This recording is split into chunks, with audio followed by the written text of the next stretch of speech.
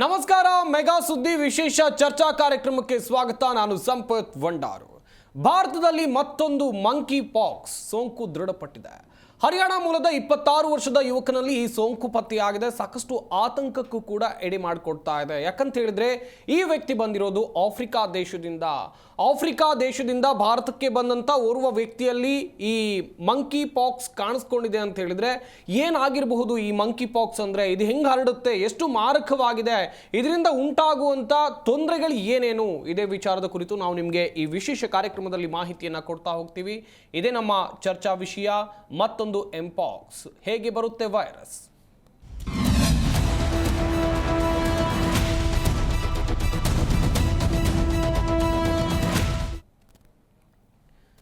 ನಾನಾಗಲೇ ಹೇಳ್ತಾ ಇದ್ದೆ, ಭಾರತದಲ್ಲಿ ಮಂಕಿ ಪಾಕ್ಸ್ ಪ್ರಕರಣ ವರದಿಯಾಗಿದೆ ಅಂತೇಳಿ. ಹರಿಯಾಣ ಮೂಲದ ವ್ಯಕ್ತಿ, 26 ವರ್ಷ ವಯಸ್ಸಾಗಿತ್ತು ಆತನಿಗೆ. ಸದ್ಯ ಆತನಲ್ಲೂ ಕೂಡ ಈ ಮಂಕಿ ಪಾಕ್ಸ್, ಎಂಪಾಕ್ಸ್ ಅಂತ ಏನು ಕರಿತೀವಿ, ಅದು ಕಾಣಿಸ್ಕೊಂಡಿದೆ. ಆಫ್ರಿಕಾ ದೇಶದಿಂದ ಈತ ಭಾರತಕ್ಕೆ ಬಂದಿದ್ದ, ನಮ್ಮ ದೇಶಕ್ಕೆ ಬಂದಿದ್ದ.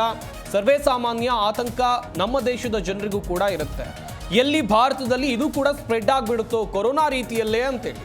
ಆದರೆ ಭಯ ಪಡುವಂಥ ಅಗತ್ಯ ಇಲ್ಲ. ನಿಮ್ಮಲ್ಲಿ ಭಯ ಹುಟ್ಟಿಸುವಂಥ ಕೆಲಸವನ್ನು ನಾವು ಮಾಡ್ತಾ ಇಲ್ಲ. ನಿಮ್ಮಲ್ಲಿ ಜಾಗೃತಿಯನ್ನು ಮೂಡಿಸುವಂಥ ಕೆಲಸವನ್ನು ಮಾಡ್ತಾ ಇದ್ದೀವಿ, ಮಾಹಿತಿ ಕೊಡುವಂಥ ಕೆಲಸವನ್ನು ಮಾಡ್ತಾ ಇದ್ದೀವಿ. ದೆಹಲಿಯ ಆಸ್ಪತ್ರೆಯಲ್ಲಿ ಯುವಕನಿಗೆ ಚಿಕಿತ್ಸೆಯನ್ನು ಕೊಡಿಸಲಾಗ್ತಾ ಇದೆ. ಹಲವು ದೇಶಗಳಲ್ಲಿ ಈಗಾಗಲೇ ಆತಂಕ ಮೂಡಿಸಿದೆ ಈ ವೈರಸ್ ಎನ್ನುವಂಥದ್ದು ಗೊತ್ತಾಗ್ತಾ ಇದೆ.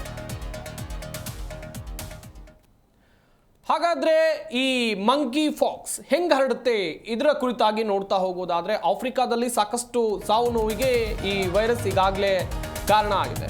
ಏನಿದು ವೈರಸ್, ಹೊಸ ಹೆಸರು ಕೇಳ್ತಾ ಇದ್ದೀರಾ, ಹೆಂಗ್ ಹರಡುತ್ತೆ, ಇದನ್ನು ಕೂಡ ನೋಡ್ತಾ ಹೋಗೋದಾದ್ರೆ, ಎಂಪಾಕ್ಸ್ ಎನ್ನುವುದು ಎಂಪಾಕ್ಸ್ ವೈರಸ್ನಿಂದ ಬರುವಂತ ಸಾಂಕ್ರಾಮಿಕ ಕಾಯಿಲೆ. ಇಲಿ, ಹೆಗ್ಗಣ, ಮಂಗ ಹಾಗೇನೆ ಮನುಷ್ಯರನ್ನ ಇದು ಬಾಧಿಸುತ್ತೆ. ಈ ಹಿಂದೆ ಮಂಕಿ ಪಾಕ್ಸ್, ಎಂಪಾಕ್ಸ್ ಅಂತ ಇದನ್ನು ಕರಿತಾ ಇದ್ರು, ಈಗ ಮಂಕಿ ಪಾಕ್ಸ್ ಅಂತ ಕರೀತಾರೆ. ಗಮನಿಸ್ತಾ ಇದ್ದೀರಾ, ಏನಿದು ಕನ್ಫ್ಯೂಷನ್ಗಳು ಸರ್ವೇ ಸಾಮಾನ್ಯವಾಗಿ ಜನರಲ್ಲಿ ಇರುತ್ತೆ. ಹೇಗೆ ಹರಡುತ್ತೆ, ಹೇಗೆ ಬರುತ್ತೆ, ಇದರಿಂದ ಏನಾಗಬಹುದು, ತೊಂದರೆ ಏನಾಗುತ್ತೆ, ಮುಂದೆ ದೊಡ್ಡ ಗಂಡಾಂತರ ಕಾದಿದೆಯಾ, ಈ ರೀತಿಯಾದಂಥ ಆತಂಕ, ಭಯ ಎಲ್ಲರಲ್ಲೂ ಕೂಡ ಇದೆ. ಆದರೆ ಯಾವುದೇ ರೀತಿಯಲ್ಲಿ ಆತಂಕ ಪಡುವಂಥ ಅಗತ್ಯ ಇಲ್ಲ, ಭಯ ಪಡುವಂಥ ಅಗತ್ಯ ಇಲ್ಲ. ನಾನು ಆಗಲೂ ಕೂಡ ಅದನ್ನು ಹೇಳ್ತಾ ಇದ್ದೆ, ಈಗಲೂ ಕೂಡ ಅದನ್ನು ಹೇಳ್ತಾ ಇದ್ದೀನಿ. ಇದು ಜಾಗೃತಿ ಮೂಡಿಸುವಂಥ ಕಾರ್ಯಕ್ರಮ, ಜನರು ಜಾಗೃತರಾಗಬೇಕು. ಹಾಗೆಯೇ ಮೊದಲು ಪತ್ತೆಯಾಗಿದ್ದು ಎಲ್ಲಿ, ಯಾವಾಗ? ಜಗತ್ತಿನ ಮೊಟ್ಟ ಮೊದಲ ಮಂಕಿ ಪಾಕ್ಸ್ ಸೋಂಕು ಈ ಪ್ರಕರಣ ಇದೆಯಲ್ಲ, ಈ ಕೇಸ್ ದಾಖಲಾಗಿದ್ದು 1970ರಲ್ಲಿ ಪತ್ತೆಯಾಗುತ್ತೆ. ಆಫ್ರಿಕಾದ ಕಾಂಗೋ ದೇಶದ ಬಸನ್ಕುಸು ಎಂಬ ನಗರದಲ್ಲಿ ಪತ್ತೆಯಾಗುತ್ತೆ. ಅಲ್ಲಿ ಮಾರಕ ಆಗಿತ್ತು. ಅಂದಿನ ಸಂದರ್ಭದಲ್ಲಿ ಒಂದಷ್ಟು ಆತಂಕಕ್ಕೆ ಕಾರಣ ಆಗಿತ್ತು. ಆದರೆ ನಮ್ಮ ದೇಶದ ವಿಚಾರಕ್ಕೆ ಬರೋದಾದ್ರೆ ಇದು ಹೊಸ ಹೆಸರು, ಹೊಸ ವಿಷಯ. ಬೇರೆ ದೇಶಗಳಿಗೆ ಹೇಗೆ ಹರಡುತ್ತೆ? ಮಂಗನ ಕಾಯಿಲೆ ಹೆಚ್ಚಾಗಿ ಆಫ್ರಿಕಾ, ಮಧ್ಯ ಪಶ್ಚಿಮ ಪ್ರಾಂತ್ಯಗಳಲ್ಲಿ ಕಂಡುಬರುತ್ತೆ. ಅಂತಾರಾಷ್ಟ್ರೀಯ ಪ್ರಯಾಣ ಅಂತ ಹೇಳಿದ್ರೆ ಇಂಟರ್ನ್ಯಾಷನಲ್ ಟ್ರಾವೆಲ್, ಪ್ರಾಣಿಗಳ ಆಮದು, ಬೇರೆ ದೇಶಗಳಿಂದ ಪ್ರಾಣಿಗಳನ್ನ ತರಿಸ್ಕೊಳ್ಳೋದು, ಪ್ರಾಣಿ ಅಥವಾ ಮನುಷ್ಯನೊಂದಿಗೆ ಸಂಪರ್ಕದಿಂದ ಇತರ ದೇಶಗಳಿಗೂ ಕೂಡ ಈ ವೈರಸ್ ಹರಡಿತ್ತು ಎನ್ನುವುದಾಗಿ ಅಧ್ಯಯನಗಳು ಹೇಳಿವೆ. ಈಗಾಗಲೇ ರಿಪೋರ್ಟ್ಗಳು ಹೇಳುವಂತ ಪ್ರಕಾರ ಒಂದು ದೇಶದಿಂದ ಮತ್ತೊಂದು ದೇಶಕ್ಕೆ ಹೆಂಗ್ ಸ್ಪ್ರೆಡ್ ಆಯಿತು, ಇದು ವೆರಿ ಕ್ಲಿಯರ್, ಪ್ರಾಣಿ ಅಥವಾ ಮನುಷ್ಯನಿಂದ. ಹಾಗೆಯೇ ಸೋಂಕು ಹರಡುವ ಬಗೆ ಹೇಗೆ, ಇದನ್ನು ಕೂಡ ನೋಡ್ತಾ ಹೋಗೋದಾದ್ರೆ, ಈ ವೈರಸ್ ಪ್ರಾಣಿಗಳು ಮನುಷ್ಯರಿಗೆ ಕಚ್ಚಿದಾಗ ಅಂತ ಹೇಳಿದ್ರೆ, ಯಾವುದಾದ್ರೂ ಒಂದು ಪ್ರಾಣಿ ಮನುಷ್ಯರಿಗೆ ಕಚ್ಚಿದಾಗ ಅಥವಾ ಗೀರಿದಾಗ ಪರ್ಚೋದು ಅಂತ ಹೇಳ್ತಾರೆ. ಈ ವೈರಸ್ ಹರಡುತ್ತೆ. ಮನುಷ್ಯರಿಂದ ಮನುಷ್ಯರಿಗೆ ಸ್ಪರ್ಶ, ರೋಗ ಪೀಡಿತರ ದೇಹದ ದ್ರವ ಸಂಪರ್ಕದಿಂದ ಈ ವೈರಸ್ ಸ್ಪ್ರೆಡ್ ಆಗುತ್ತೆ. ಇದು ಅಧ್ಯಯನಗಳು ಹೇಳ್ತಾ ಇರುವಂತ ವರದಿ. ಹೇಗೆ ಇದು ಸ್ಪ್ರೆಡ್ ಆಗುತ್ತೆ ಎನ್ನುವಂತ ವಿಚಾರ ಬಂದಾಗ ಏನಾಗಬಹುದು? ಹಾಗೆಯೇ ಈ ವೈರಸ್ ಎನ್ನುವುದು ಚರ್ಮಕ್ಕೆ ಸಂಬಂಧಿಸಿದಂತ ಸೋಂಕು ಅಂತ ಹೇಳಿದ್ರೆ, ಮಂಕಿ ಪಾಕ್ಸ್ ಇದೆಯಲ್ಲ, ಇದು ಚರ್ಮಕ್ಕೆ ಸಂಬಂಧಿಸಿದಂತ ಸೋಂಕು. ಮಂಕಿ ಪಾಕ್ಸ್ ಬಂದರೆ ಮೈ ಮೇಲೆ ಗುಳ್ಳೆಗಳು ಏಳುತ್ತೆ. ನೀವು ಫೋಟೋಗಳೆಲ್ಲ ಕೂಡ ನೋಡ್ಬೋದು, ಗೂಗಲ್ನಲ್ಲಿ ಸರ್ಚ್ ಮಾಡಿದ್ರೆ ನಿಮಗೂ ಕೂಡ ಈ ರೀತಿಯಾದಂಥ ಫೋಟೋಗಳು ಸಿಗುತ್ತೆ. ಮುಖದಿಂದ ಆರಂಭ ಆಗಿ ದೇಹದ ಇತರೆ ಭಾಗಗಳಿಗೆ ಹರಡುತ್ತೆ ಈ ಗುಳ್ಳೆಗಳು. ಮಕ್ಕಳು, ಗರ್ಭಿಣಿಯರು, ಇವರಿಗೆ ತುಂಬಾ danger. Immunity power very important. ರೋಗ ನಿರೋಧಕ ಶಕ್ತಿ ಕಡಿಮೆ ಇರೋರಿಗೆ ಇದು ಮಾರಣಾಂತಿಕ ಕೂಡ ಆಗಬಹುದು. ಇದು ರಿಪೋರ್ಟ್ಗಳು ಹೇಳ್ತಾ ಇರುವಂಥದ್ದು.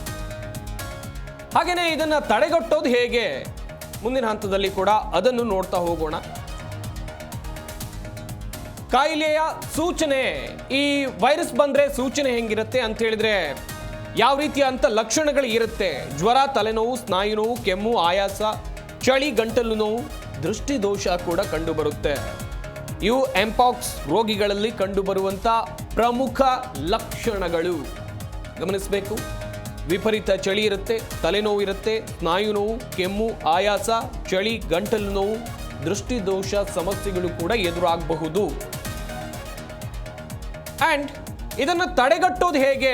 ಕಂಟ್ರೋಲ್ ಆಗಲೇಬೇಕು. ಕಂಟ್ರೋಲ್ ಆಗಲಿಲ್ಲ ಅಂತ ಹೇಳಿದ್ರೆ ಮುಂದಿನ ದಿನಗಳಲ್ಲಿ ಕಷ್ಟ ಸಾಧ್ಯ. ಎಂಪಾಕ್ಸ್ ತಡೆಗಟ್ಟೋಕೆ ಸ್ಮಾಲ್ ಪಾಕ್ಸ್ಗೆ ಬಳಸುವಂಥ ಲಸಿಕೆಗಳನ್ನು ಬಳಕೆ ಮಾಡಲಾಗ್ತಾ ಇದೆ. ಗಮನಿಸಬೇಕಾದಂಥ ವಿಚಾರ. ಇದಕ್ಕೆ ಚಿಕಿತ್ಸೆ ಇದೆಯಾ? ಎಂಪಾಕ್ಸ್ಗೆ ನಿರ್ದಿಷ್ಟ ಚಿಕಿತ್ಸೆ, ಟ್ರೀಟ್ಮೆಂಟ್ ಅನ್ನೋದು ಇಲ್ಲ. ತುರ್ತು ಸಂದರ್ಭದಲ್ಲಿ ಮಾತ್ರ ಅದಕ್ಕೆ ಔಷಧಿಗಳನ್ನು ಕೂಡ ಕೊಡಲಾಗುತ್ತೆ. ಆತಂಕ ಪಡುವಂಥ ಅಗತ್ಯ ಇಲ್ಲ. ಆದರೂ ಕೂಡ ನಮ್ಮ ದೇಶದಲ್ಲಿ ಒಂದು ಪ್ರಕರಣ ದಾಖಲಾಗಿದೆ ಅಂತ ಹೇಳಿದ್ರೆ ಒಂದು ಸ್ವಲ್ಪ ತಲೆ ಕೆಡಿಸ್ಕೊಳ್ಬೇಕಾಗತ್ತೆ.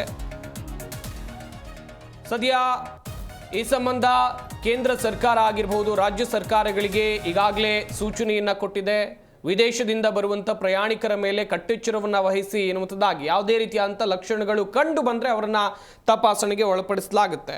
ಈ ಹಿಂದೆ ಆದಂಥ ಅವಘಡಗಳು ಈಗ ಮತ್ತೆ ಆಗಬಾರ್ದು ಎನ್ನುವಂಥ ನಿಟ್ಟಿನಲ್ಲಿ ಒಂದಷ್ಟು ಮುಂಜಾಗ್ರತಾ ಕ್ರಮಗಳನ್ನು ತೆಗೆದುಕೊಳ್ಳುವಂಥ ಅವಶ್ಯಕತೆ ಇದೆ. ಈ ಬಗ್ಗೆ ಮಾಹಿತಿಯನ್ನು ಕೊಡ್ತಾ ಹೋಗ್ತೀವಿ. ನಮ್ಮ ಸ್ಟುಡಿಯೋದಲ್ಲಿ ತಜ್ಞರು ಕೂಡ ಜಾಯ್ನ್ ಆಗಿದ್ದಾರೆ. ಮೊದಲನೇದಾಗಿ ಅವರನ್ನ ಕಾರ್ಯಕ್ರಮಕ್ಕೆ ಸ್ವಾಗತಿಸಿಕೊಳ್ತಾ ಹೋಗೋಣ. ತಜ್ಞ ವೈದ್ಯರಾಗಿರುವಂಥ ಡಾಕ್ಟರ್ ಅಂಜನಪ್ಪ ಅವರಿದ್ದಾರೆ. ಸರ್ ನಮಸ್ಕಾರ, ಕಾರ್ಯಕ್ರಮಕ್ಕೆ ಸ್ವಾಗತ. ಹಾಗೆಯೇ doctor Harish Mallapura Maheshwarappa, director critical ಹಾಗೆಯೇ ಮೆಡಿಸಿನ್, ಕಾವೇರಿ ಆಸ್ಪತ್ರೆ. ಸರ್ ನಮಸ್ಕಾರ, ಕಾರ್ಯಕ್ರಮಕ್ಕೆ ಸ್ವಾಗತ. ಹಾಗೆಯೇ ಡಾಕ್ಟರ್ ದಿವ್ಯಾ ಚಂದ್ರಾಧರ್, ಬಯೋಸೈಂಟಿಸ್ಟ್ ಕೂಡ ನಮ್ಮ ಈ ಕಾರ್ಯಕ್ರಮದಲ್ಲಿದ್ದಾರೆ. ಮೇಡಮ್ ನಮಸ್ಕಾರ, ಕಾರ್ಯಕ್ರಮಕ್ಕೆ ಸ್ವಾಗತ. ನಮಸ್ಕಾರ. ಹಾಗೆಯೇ ನಮ್ಮ ಈ ಕಾರ್ಯಕ್ರಮದಲ್ಲಿ doctor Pavan, professor in medicine, ಇವರು ಕೂಡ ನಮ್ಮ ಈ ಕಾರ್ಯಕ್ರಮದಲ್ಲಿ ಜಾಯ್ನ್ ಆದರೆ. ಸರ್ ನಮಸ್ಕಾರ, ಕಾರ್ಯಕ್ರಮಕ್ಕೆ ಸ್ವಾಗತ. ನಮಸ್ತೆ sir. Yes Anjanappa sir, yes sir, ಕೇಳ್ತಾ ಇದ್ದೀವಿ ಈ ಮಂಕಿ ಫಾಕ್ಸ್ ಅಂದ್ರೆ ಏನು ಸರ್? ಒಂದಷ್ಟು ಜನಕ್ಕೆ ಈ ಹೊಸ ಹೆಸರುಗಳು ಕೇಳಿದಾಗ ಟೆನ್ಷನ್ಗಳು ಆರಂಭ ಆಗ್ಬಿಡುತ್ತೆ. ಏನಪ್ಪ ಮತ್ತೊಂದು ಬಂತ, ಈಗಷ್ಟೇ ಕೊರೋನಾದಿಂದ ಸುಧಾರಿಸ್ಕೊಂಡಿದೀವಿ, ಮೊನ್ನೆ ಅಷ್ಟೇ ಡೆಂಗ್ಯೂ ಬಂದು ಹೋಗಿತ್ತು, ಈಗ ಮತ್ತೆ ಮಂಕಿ ಫಾಕ್ಸ್ ಏನಿದು ಸರ್? ಸರ್, ಈ ವೈರಸ್ಗಳು ಮನುಷ್ಯನಿಗಿಂತ ಮೊದಲಿಂದೂ ಇದಾವೆ ಸರ್. ಅದಕ್ಕೆ ಪದೇ ಪದೇ ನಾವು ಈ ವೈರಸ್ ಕಾಯಿಲೆಗಳ ಬಗ್ಗೆ ಮಾತನಾಡುವಾಗ ಜನಗಳಿಗೆ ಗಾಬರಿ, ಆತಂಕ ಆಗುತ್ತೆ. ಇದು ಒಂದು ಆರ್ಥೋಪಾಕ್ಸ್ ವೈರಸ್ ಅಂತೀವಿ ನಾವು. ಚಿಕ್ಕ ಹುಡುಗರಾಗ ಅಮ್ಮ ಎದ್ದೊಳೋದು, ಸ್ಮಾಲ್ ಪಾಕ್ಸ್, ಚಿಕನ್ ಪಾಕ್ಸ್, ಅಮ್ಮನಿ ದೇವಸ್ಥಾನ ಎಲ್ಲ ಕಟ್ಟಿರೋರು, ಅದೇ ರೀತಿಯ ಒಂದು ವೈರಲ್ ಕಾಯಿಲೆ ಇದು. ನೀವು ಅವಲೇ ಸವಿವರವಾಗಿ ಮಾತಾಡಿದ್ದೀರಿ. ಚರ್ಮದ ಮೇಲೆ ಮ್ಯಾಕ್ಯೂಲ್ಸ್, ಪ್ಯಾಪ್ಯೂಲ್ಸ್ ಹೇಳ್ತೀವಿ ನಾವು, ಗುಳ್ಳೆಗಳು ಹೇಳ್ತವೆ, ನೀರು ತುಂಬಿದ ಗುಳ್ಳೆಗಳ ಥರ ಕಾಣುತ್ತೆ. ಇದು ಯಾಕೆ ಮಂಕಿ ಪಾಕ್ಸ್ ಅಂತ ಇಟ್ಟು ಆಮೇಲೆ ಪಾಕ್ಸ್ ಮಾಡಿದ್ರು ಅಂದರೆ, ಆ್ಯಕ್ಚುಲಿ ಇದನ್ನು ಆಫ್ರಿಕಾದಲ್ಲಿ ಫಸ್ಟ್ ಟೈಮು ಲ್ಯಾಬ್ನೊಳಗೆ ಒಂದು ಮಂಕಿ ಅದರೊಳಗೆ ಕಂಡುಹಿಡಿದಂಥ ಇದು. ಬಟ್ ಆಮೇಲೆ ಏನೇನೋ ಅಬ್ಜೆಕ್ಷನ್ಸ್ ಎಲ್ಲ ಬಂದು ಸೈಂಟಿಫಿಕ್ ಕಮ್ಯುನಿಟಿಯಿಂದ ಇದನ್ನು ಪಾಕ್ಸ್ ಅಂತ ಮಾಡಿದರು. ಸೊ ಆಫ್ರಿಕಾದಲ್ಲಿ ಬೇಸಿಕಲಿ ಕಂಡಂಥ ಎಂಡೆಮಿಕ್ ಕಾಯಿಲೆಗಳು ಅಂತೀವಿ ನಾವು. ಬಟ್ ಆ್ಯಕ್ಚುಲಿ ಇದಕ್ಕೂ ನಮ್ಗೆ ಒಂದು ಗೊಂದಲ ಏನಾಯಿತು ಅಂದರೆ, ನಮ್ಮ ಕರ್ನಾಟಕದಲ್ಲೇ ಒಂದು ಕಾಯಿಲೆಯನ್ನು ಮಂಕಿ ಪಾಕ್ಸ್ ಅಂದಿದ್ರು. ಸಾಗರ, ಶಿವಮೊಗ್ಗ ಕಡೆಯಲ್ಲಿ ಕ್ಯಾಸ್ನೂರ್ ಫಾರೆಸ್ಟ್ ಡಿಸೀಸು ಮಂಕಿಯಿಂದ ಡೈರೆಕ್ಟ್ ಮನುಷ್ಯನಿಗೆ ಬರೋದು. ಅವಾಗ ನಮಗೆ ಮಂಕಿ ಪಾಕ್ಸ್ ಅಂದ್ರೆ ಅದು ಅನ್ಕೊಂಡು, ಆದ್ರೆ ಅದಕ್ಕೂ ಇದಕ್ಕೂ ಸಂಬಂಧ ಇಲ್ಲ, ಇದೇ ಬೇರೆ. ಒಬ್ಬರಿಂದ ಒಬ್ಬರಿಗೆ ಹರಡದಂತ ಬೇಸಿಕಲಿ ರೋಡೆಂಟ್ಸ್ ಅಂತೀವಿ ನಾವು. ಹೆಗ್ಗಣ, ಇಲಿ ಇದೆಲ್ಲ ತೋರಿಸಿದ್ರಲ್ಲ, ಮಂಕಿ ಕೆಲವು ಸಾಕು ಪ್ರಾಣಿಗಳಲ್ಲೂ ಇದು ಬರುತ್ತೆ. ಸೊ ಅದರಿಂದ ಮನುಷ್ಯನಿಗೆ ಬಂದು ಮನುಷ್ಯನಿಂದ ಮನುಷ್ಯನಿಗೆ ಬರೋದ್ರಿಂದ ಈ ವೈರಸ್ಸು ಸ್ವಲ್ಪ ಆತಂಕ. ಬಟ್ ಲಕ್ಕಿಲಿ ಮುಂದೆ ಡಿಸ್ಕಸ್ ಮಾಡ್ತಾ ಹೋಗ್ತಿದೀವಿ, ಎಲ್ಲ ಸ್ಪೆಷಲಿಸ್ಟ್ ಕೂತಿರೋದ್ರಿಂದ ನಮ್ಗೆ ಬಹಳ ಸವಿವರವಾಗಿ ನಮ್ಗೆ ಅದ್ರ ಬಗ್ಗೆ ಅರಿವು ಮೂಡ್ತದೆ. So definitely it's not a dangerous disease. ಅದನ್ನ ಎಮರ್ಜೆನ್ಸಿ ಮೆಡಿಸಿನ್ HODನೂ ಕೂತಿದ್ದಾರೆ, ನಮ್ಮ ಪವನ್ ಇದ್ದಾರೆ, ಮೇಡಮ್ ಇದ್ದಾರೆ. So anyway definitely it's a very simple viral disease that spreads from person to person. Yes Hari sir, ಇದು ಹೆಂಗೆ ಸ್ಪ್ರೆಡ್ ಆಗುತ್ತೆ? ಸಾಕಷ್ಟು ವೈರಸ್ಗಳನ್ನು ನೋಡಿದ್ವಿ ನಾವು ಈ ಹಿಂದೆಯೂ ಕೂಡ, ಅದರಿಂದ ಸಾಕಷ್ಟು ಜನ ತೊಂದರೆಯನ್ನು ಕೂಡ ಅನುಭವಿಸಿದ್ದಾರೆ. ನಾನು ಆಗಲೇ ಹೇಳ್ತಾ ಇದ್ದೆ, ಹೊಸ ಹೆಸರು, ಆತಂಕ ಸರ್ವೇ ಸಾಮಾನ್ಯವಾಗಿರುತ್ತೆ. ಇದು ಹೆಂಗೆ ಸ್ಪ್ರೆಡ್ ಆಗುತ್ತೆ ಅಂತ ಹೇಳಿ. ಒಂದು ವೈರಸ್ ಅಂದರೆ ಸ್ಪ್ರೆಡ್ ಆಗೋ ವಿಧಗಳು ಒಂದು ಏರ್ ಬಾರ್ನ್ ಒಂದು contact. So airborne already ನಾವು ಮುಗಿಸಿದ್ದು Covid. So this luckily airborne ಇಲ್ಲ, ಬಟ್ ಕಾಂಟ್ಯಾಕ್ಟ್ ಸ್ಪ್ರೆಡ್ ಅಂದರೆ ಈಗ ಒಂದು ಮನುಷ್ಯನಿಂದ ಮನುಷ್ಯನಿಗೆ, ಪ್ರಾಣಿಯಿಂದ ಮನುಷ್ಯನಿಗೆ, ಆ ಇನ್ಫೆಕ್ಟೆಡ್ ಅನಿಮಲ್ ಅಥವಾ ಮನುಷ್ಯನಿಗೆ ಸಂಬಂಧಪಟ್ಟ ವಸ್ತುಗಳು, ಮೀನ್ಸ್ ಅವ್ರ ಬಟ್ಟೆ ಆಗಿರ್ಬೋದು, ಅವರು ಯೂಸ್ ಮಾಡಿರೋ ಪಾತ್ರೆ ಆಗಿರ್ಬೋದು, ಇಲ್ಲ ಮನುಷ್ಯ ಅವನ ಸೆಕ್ರಿಷನ್ಸು ಅಥವಾ ಅವನಿಗೊಂದು ಗಾಯ ಆಗಿರ್ತದೆ, ಅವನಿಗೊಂದು ಉಂಡಾಗಿರ್ತದೆ, ಅದನ್ನು ಟಚ್ ಮಾಡೋದ್ರಿಂದ, ಇಲ್ಲ ಯಾವುದೋ ಒಂದು ಪ್ರಾಣಿ ತಿನ್ನುವುದರಿಂದ, ಮೀನ್ಸ್ ಈಗ ಆ ಪ್ರಾಣಿಲಿ ಆ ವೈರಸ್ ಇದೆ ಅಂದರೆ ಅದನ್ನು ನಾವು ಮೀಟ್ ಕನ್ಸ್ಯೂಮ್ ಮಾಡೋದ್ರಿಂದ it can spread. One neglected aspect it is also sexually transmitted. ಅಂದರೆ ಆಫ್ರಿಕನ್ ಕಂಟ್ರೀಸಲ್ಲಿ ಅನ್ಪ್ರೊಟೆಕ್ಟೆಡ್ ಸೆಕ್ಸ್ ಮಾಡೋದ್ರಿಂದ ಕೂಡ it spread very rapidly. So contact sexually and animal to man to man and from the means ಅವರಿಗೆ ಸಂಬಂಧಪಟ್ಟ ವಸ್ತುಗಳು ಯಾವುದು touch ಮಾಡಿರ್ತೀವಿ, so ಅದರಿಂದನೂ ಕೂಡ ಬೇಗ ಹರಡ್ಬೋದು. ಸೊ ಹಾಗಾಗಿ ಮೇಯ್ನ್ ಪ್ರಿಕಾಷನ್ನು ಕಾಂಟ್ಯಾಕ್ಟ್ ಐಸೋಲೇಷನ್ ಅಂತ ನಾವು ಬ್ರಾಡ್ಲಿ ವಿಲ್ ಕೆಟಗರೈಸ್. ಅದನ್ನು ನಾವು ಯಾವ ಥರ ಪ್ರಿಕಾಷನ್ ತೊಗೋಬೇಕಂದ್ರೆ, ಬಿಕಾಸ್ ಅದನ್ನು ಅಡ್ರೆಸ್ ಮಾಡಬೇಕು, ಇಲ್ಲಾಂದರೆ it will keep on spreading. Yes sir, yes, ತುಂಬ ಚೆನ್ನಾಗಿ ಹೇಳ್ತಾ ಇದ್ರಿ. ಪವನ್ ಸರ್, ಗಮನಿಸ್ತಾ ಇದ್ವಿ ಒಂದಷ್ಟು ವರದಿಗಳ ಪ್ರಕಾರ, ಈಗಾಗಲೇ ನಡೆದಿರುವಂಥ ಅಧ್ಯಯನಗಳ ಪ್ರಕಾರ ಇದಕ್ಕೆ ಔಷಧಿ ಇಲ್ಲ ಅಂತ ಹೇಳ್ತಾ ಇದ್ದಾರೆ. ಜನರಲ್ಲಿ ಆತಂಕಕ್ಕೆ ಕಾರಣವಾಗುವಂಥ ಒಂದು ವಿಚಾರ ಅಂತ ಹೇಳಿದ್ರೆ, ಯಾವುದೇ ರೋಗ ಆಗಲಿ, ಯಾವುದೇ ಕಾಯಿಲೆ ಆಗಲಿ, ಅದು ವಾಸಿಯಾಗುತ್ತೆ, ಅದಕ್ಕೆ ಔಷಧಿ ಇಲ್ಲ ಅಂತ ಹೇಳಿದ ತಕ್ಷಣ ಜನರಲ್ಲಿ ಒಂದು ಗೊಂದಲ ಶುರುವಾಗುತ್ತೆ. ಏನು ಹೇಳ್ತೀರಾ ಸರ್? ಇದು ಯಾವಾಗ ನಮ್ಗೆ ಯಾವುದೇ ಕಾಯಿಲೆಗೆ ಔಷಧಿ ಇಲ್ಲ ಅಂತ ಗೊತ್ತಾಗತ್ತೆ, ಸ್ವಲ್ಪ ಆತಂಕ ಆಗೋದು ಸಹಜ. ಆದ್ರೆ ಈಗಾಗ್ಲೇ ಆಂಜಿನಪ್ಪ ಅವರು ಹಾಗೆ ಹರೀಶ್ ಅವರು ಹೇಳಿದ್ದಾರೆ, ಇದಕ್ಕೆ ಆತಂಕ ಪಡುವಂತ ಅವಶ್ಯಕತೆ ಇಲ್ಲ. ಯಾಕೆ ಅಂತಂದ್ರೆ ನಮ್ಗೆ ಇದಕ್ಕೆ ಔಷಧಿ ಇಲ್ಲದೆ ಇದ್ರು ಕೂಡ ಈಗ ಸಾಮಾನ್ಯವಾಗಿ ನಮ್ಗೆ ಏನು ವೈರಲ್ ಜ್ವರಗಳು ಬರ್ತವೆ, ಇದು ಅದೇ ತರ ಒಂದು ವೈರಸ್ ಇಂದ ಆಗ್ತಕ್ಕಂಥ ಜ್ವರ. ಸೊ ಈ ವೈರಲ್ ಫೀವರ್ ಗಳಲ್ಲಿ ಏನಾಗುತ್ತೆ, ನಮ್ಗೆ ಕಾಮನ್ ಆಗಿ ಈ ಗಂಟ್ಲು ನೋವು, ಗಂಟ್ಲು ಕೆರೆತ ಅಥವಾ ಮೈಕೈ ನೋವು, ತಲೆನೋವು, ಸಿಕ್ಕಾಪಟ್ಟೆ ಜ್ವರ ಬರ್ತಕ್ಕಂಥದ್ದು, ಬೋನ್ ಪೇನ್ಸ್ ಆಗೋದು, ಇವೆಲ್ಲ ನಾವು ಸರ್ವೇ ಸಾಮಾನ್ಯವಾಗಿ ಎಲ್ಲಾ ವೈರಲ್ ಫೀವರ್ಸ್ ಅಲ್ಲೂ ನೋಡ್ತೀವಿ. ಈಗ ನಮಗೆ ಈ ಫೀವರ್ ಅಲ್ಲೂ ಕೂಡ ಎಂಪಾಕ್ಸ್ ಇದರಲ್ಲಿ ಸೇಮ್ ಇದೇ ತರ ವೈರಲ್ ಫೀವರ್ ಅಲ್ಲಿ ಬರ್ತಕ್ಕಂಥ ಎಲ್ಲಾ ಸಿಂಪ್ಟಮ್ಸ್ ಕೂಡ ಬರುತ್ತೆ. ಆದ್ರೆ ಇದರಲ್ಲಿ ನಮ್ಗೆ ಎಕ್ಸ್ಟ್ರಾ ಬರ್ತಕ್ಕಂಥದ್ದು ಏನು, ಬ್ಲಿಸ್ಟರ್ಸ್, ಅಂದ್ರೆ ಸಣ್ಣ ಸಣ್ಣ ಗುಳ್ಳೆಗಳಾಗ್ತಕ್ಕಂಥದ್ದು ಮೈ ಮೇಲೆ. ಈ ಗುಳ್ಳೆಗಳು ಒಣಕೊಂಡು ಆಮೇಲೆ ಕ್ರಶ್ ಆಗುತ್ತೆ, ಅದೆಲ್ಲ ಒಣಕೊಂಡೋಗುತ್ತೆ, ಹಕ್ಕು ಕಟ್ಬಿಟ್ಟು ಒಣಕೊಂಡೋಗುತ್ತೆ. ಅದಾದ್ಮೇಲೆ ಲಿಂಫ್ ನೋಡ್ ಎನ್ಲಾರ್ಜ್ಮೆಂಟ್ ಆಗುತ್ತೆ. ಅಂದ್ರೆ ಇಲ್ಲಿ ನಮ್ಗೆ ಕಂಕಳ ಕೆಳಗಡೆ ಇರ್ಬೋದು ಅಥವಾ ಗ್ರಾಯಿನ್ ಅಲ್ಲಿ ಇರ್ಬೋದು. ಸೊ ಇಲ್ಲಿ ನಮ್ಗೆ ಲಿಂಫ್ ನೋಡ್ಸ್ ಇರ್ತವೆ, ಇವೆಲ್ಲ ಲಿಂಫ್ ನೋಡ್ಸ್ ಊತ ಬರುತ್ತೆ. ಸೊ ಇವ್ ಎರಡು ಸಿಂಪ್ಟಮ್ಸ್ ಗಳು ಇದರಲ್ಲಿ ಪ್ರತ್ಯೇಕವಾಗಿ ನಾವು ಬೇರೆ ಏನು ವೈರಲ್ ಫೀವರ್ಸ್ ಅಲ್ಲಿ ನೋಡ್ತೀವಿ, ಅದನ್ನ ನಾವು ಈ ಎಂಪಾಕ್ಸ್ ಅಲ್ಲಿ ನಾವು ನೋಡ್ತೀವಿ. ಸೊ ನಮ್ಗೆ ಈಗ ಜನರಲ್ ಆಗಿ ಇರ್ತಕ್ಕಂಥ ಸಿಂಪ್ಟಮ್ಸ್ ಇರೋದ್ರಿಂದ ನಮಗೆ ಟ್ರೀಟ್ಮೆಂಟ್ ಕೂಡ ಆಲ್ಮೋಸ್ಟ್ ಎಲ್ಲಾ ವೈರಲ್ ಫೀವರ್ಸ್ಗೆ, ನಾವು ಕೋವಿಡ್ ಸಂದರ್ಭದಲ್ಲೂ ಕೂಡ ನೋಡಿರ್ಬೋದು, ಡೆಂಗು, ಚಿಕನ್ ಗುನ್ಯಾ, ಇವೆಲ್ಲ ಯಾವುದೇ ವೈರಲ್ ಫೀವರ್ಸ್ ಬಂದಾಗೂ ಕೂಡ ಸಿಂಪ್ಟಮ್ಯಾಟಿಕ್ ಟ್ರೀಟ್ಮೆಂಟ್ ಮಾತ್ರ ಇದೆ. ಸ್ಪೆಸಿಫಿಕ್ ಆಗಿ ಒಂದ್ 2 ಆಂಟಿ ವೈರಲ್ ಡ್ರಗ್ಸ್ ಕೂಡ ಅಪ್ರೂವ್ ಆಗಿದೆ. ಆದ್ರೆ ಅದರಲ್ಲೂ ಕೂಡ ನಮ್ಗೆ ತುಂಬಾ ಜಾಸ್ತಿಯಾಗಿ ಏನು ಅಂತ ಎಫೆಕ್ಟ್ ಏನು ಕಾಣಿಸ್ತಾ ಇಲ್ಲ. ಅಂದ್ರೆ ವೆಲ್ ಮುಂದಿನ ಹಂತದಲ್ಲಿ ಡಾಕ್ಟರ್ ಪವನ್ ಅವರಿಂದ ಮಾಹಿತಿಯನ್ನು ಪಡ್ಕೊಳ್ತಾ ಹೋಗೋಣ. ಹಾಗೆಯೇ ದಿವ್ಯಾ ಚಂದ್ರಾಧರ್ ಅವರು ಕೂಡ ನಮ್ಮ ಈ ಕಾರ್ಯಕ್ರಮದಲ್ಲಿದ್ದಾರೆ. ಮೇಡಮ್, ಈ ವೈರಸ್ ಇದೆಯಲ್ಲ, ಎಷ್ಟು ಸ್ಟ್ರಾಂಗ್ ಆಗಿದೆ, ಮನುಷ್ಯನ ದೇಹವನ್ನು ಹೇಗೆ ಈ ವೈರಸ್ ಎಂಟ್ರಿ ಕೊಡುತ್ತೆ ಮನುಷ್ಯನ ದೇಹದೊಳಗೆ ಅಂತೇಳಿ?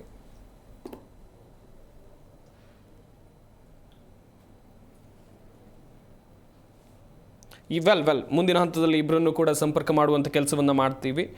ಹಾಗೆಯೇ ಸರ್, ಈಗ ಮಾತಾಡ್ತಾ ಇದ್ವಿ ಯಾವೆಲ್ಲ ವಿಚಾರವಾಗಿ ಅಂತೇಳಿ, ಈ ವೈರಸ್ ಎಷ್ಟು ಸ್ಟ್ರಾಂಗ್ ಆಗಿದೆ, ಮುಂದಿನ ಹಂತದಲ್ಲಿ ಅದ್ರ ಕುರಿತಂತೆ ಮಾಹಿತಿಯನ್ನು ಪಡ್ಕೊಳ್ತಾ ಹೋಗೋಣ. ಆದರೆ ಇದು ಬಂದರೆ ರೋಗ ಲಕ್ಷಣಗಳು ಹೆಂಗಿರುತ್ತೆ ಅಂತ ಹೇಳಿ ಸರ್. Very simple sir. ಯಾವುದೇ ವೈರಲ್ ಕಾಯಿಲೆಯಲ್ಲಿ ನೋಡಿ ಫೀವರ್ ಇದ್ದೇ ಇರುತ್ತೆ, ಚಳಿ, ಜ್ವರ, ಗಂಟಲು ನೋವು. ಇಲ್ಲಿ ಲಿಂಫ್ ನೋಡ್ಸ್, ಅದಗಳ್ಳೆಗಳು ಅಂತೀವಿ. ಮನುಷ್ಯನ ದೇಹದಲ್ಲಿ 850 ಲಿಂಫ್ ನೋಡ್ಸ್ ಇದಾವೆ.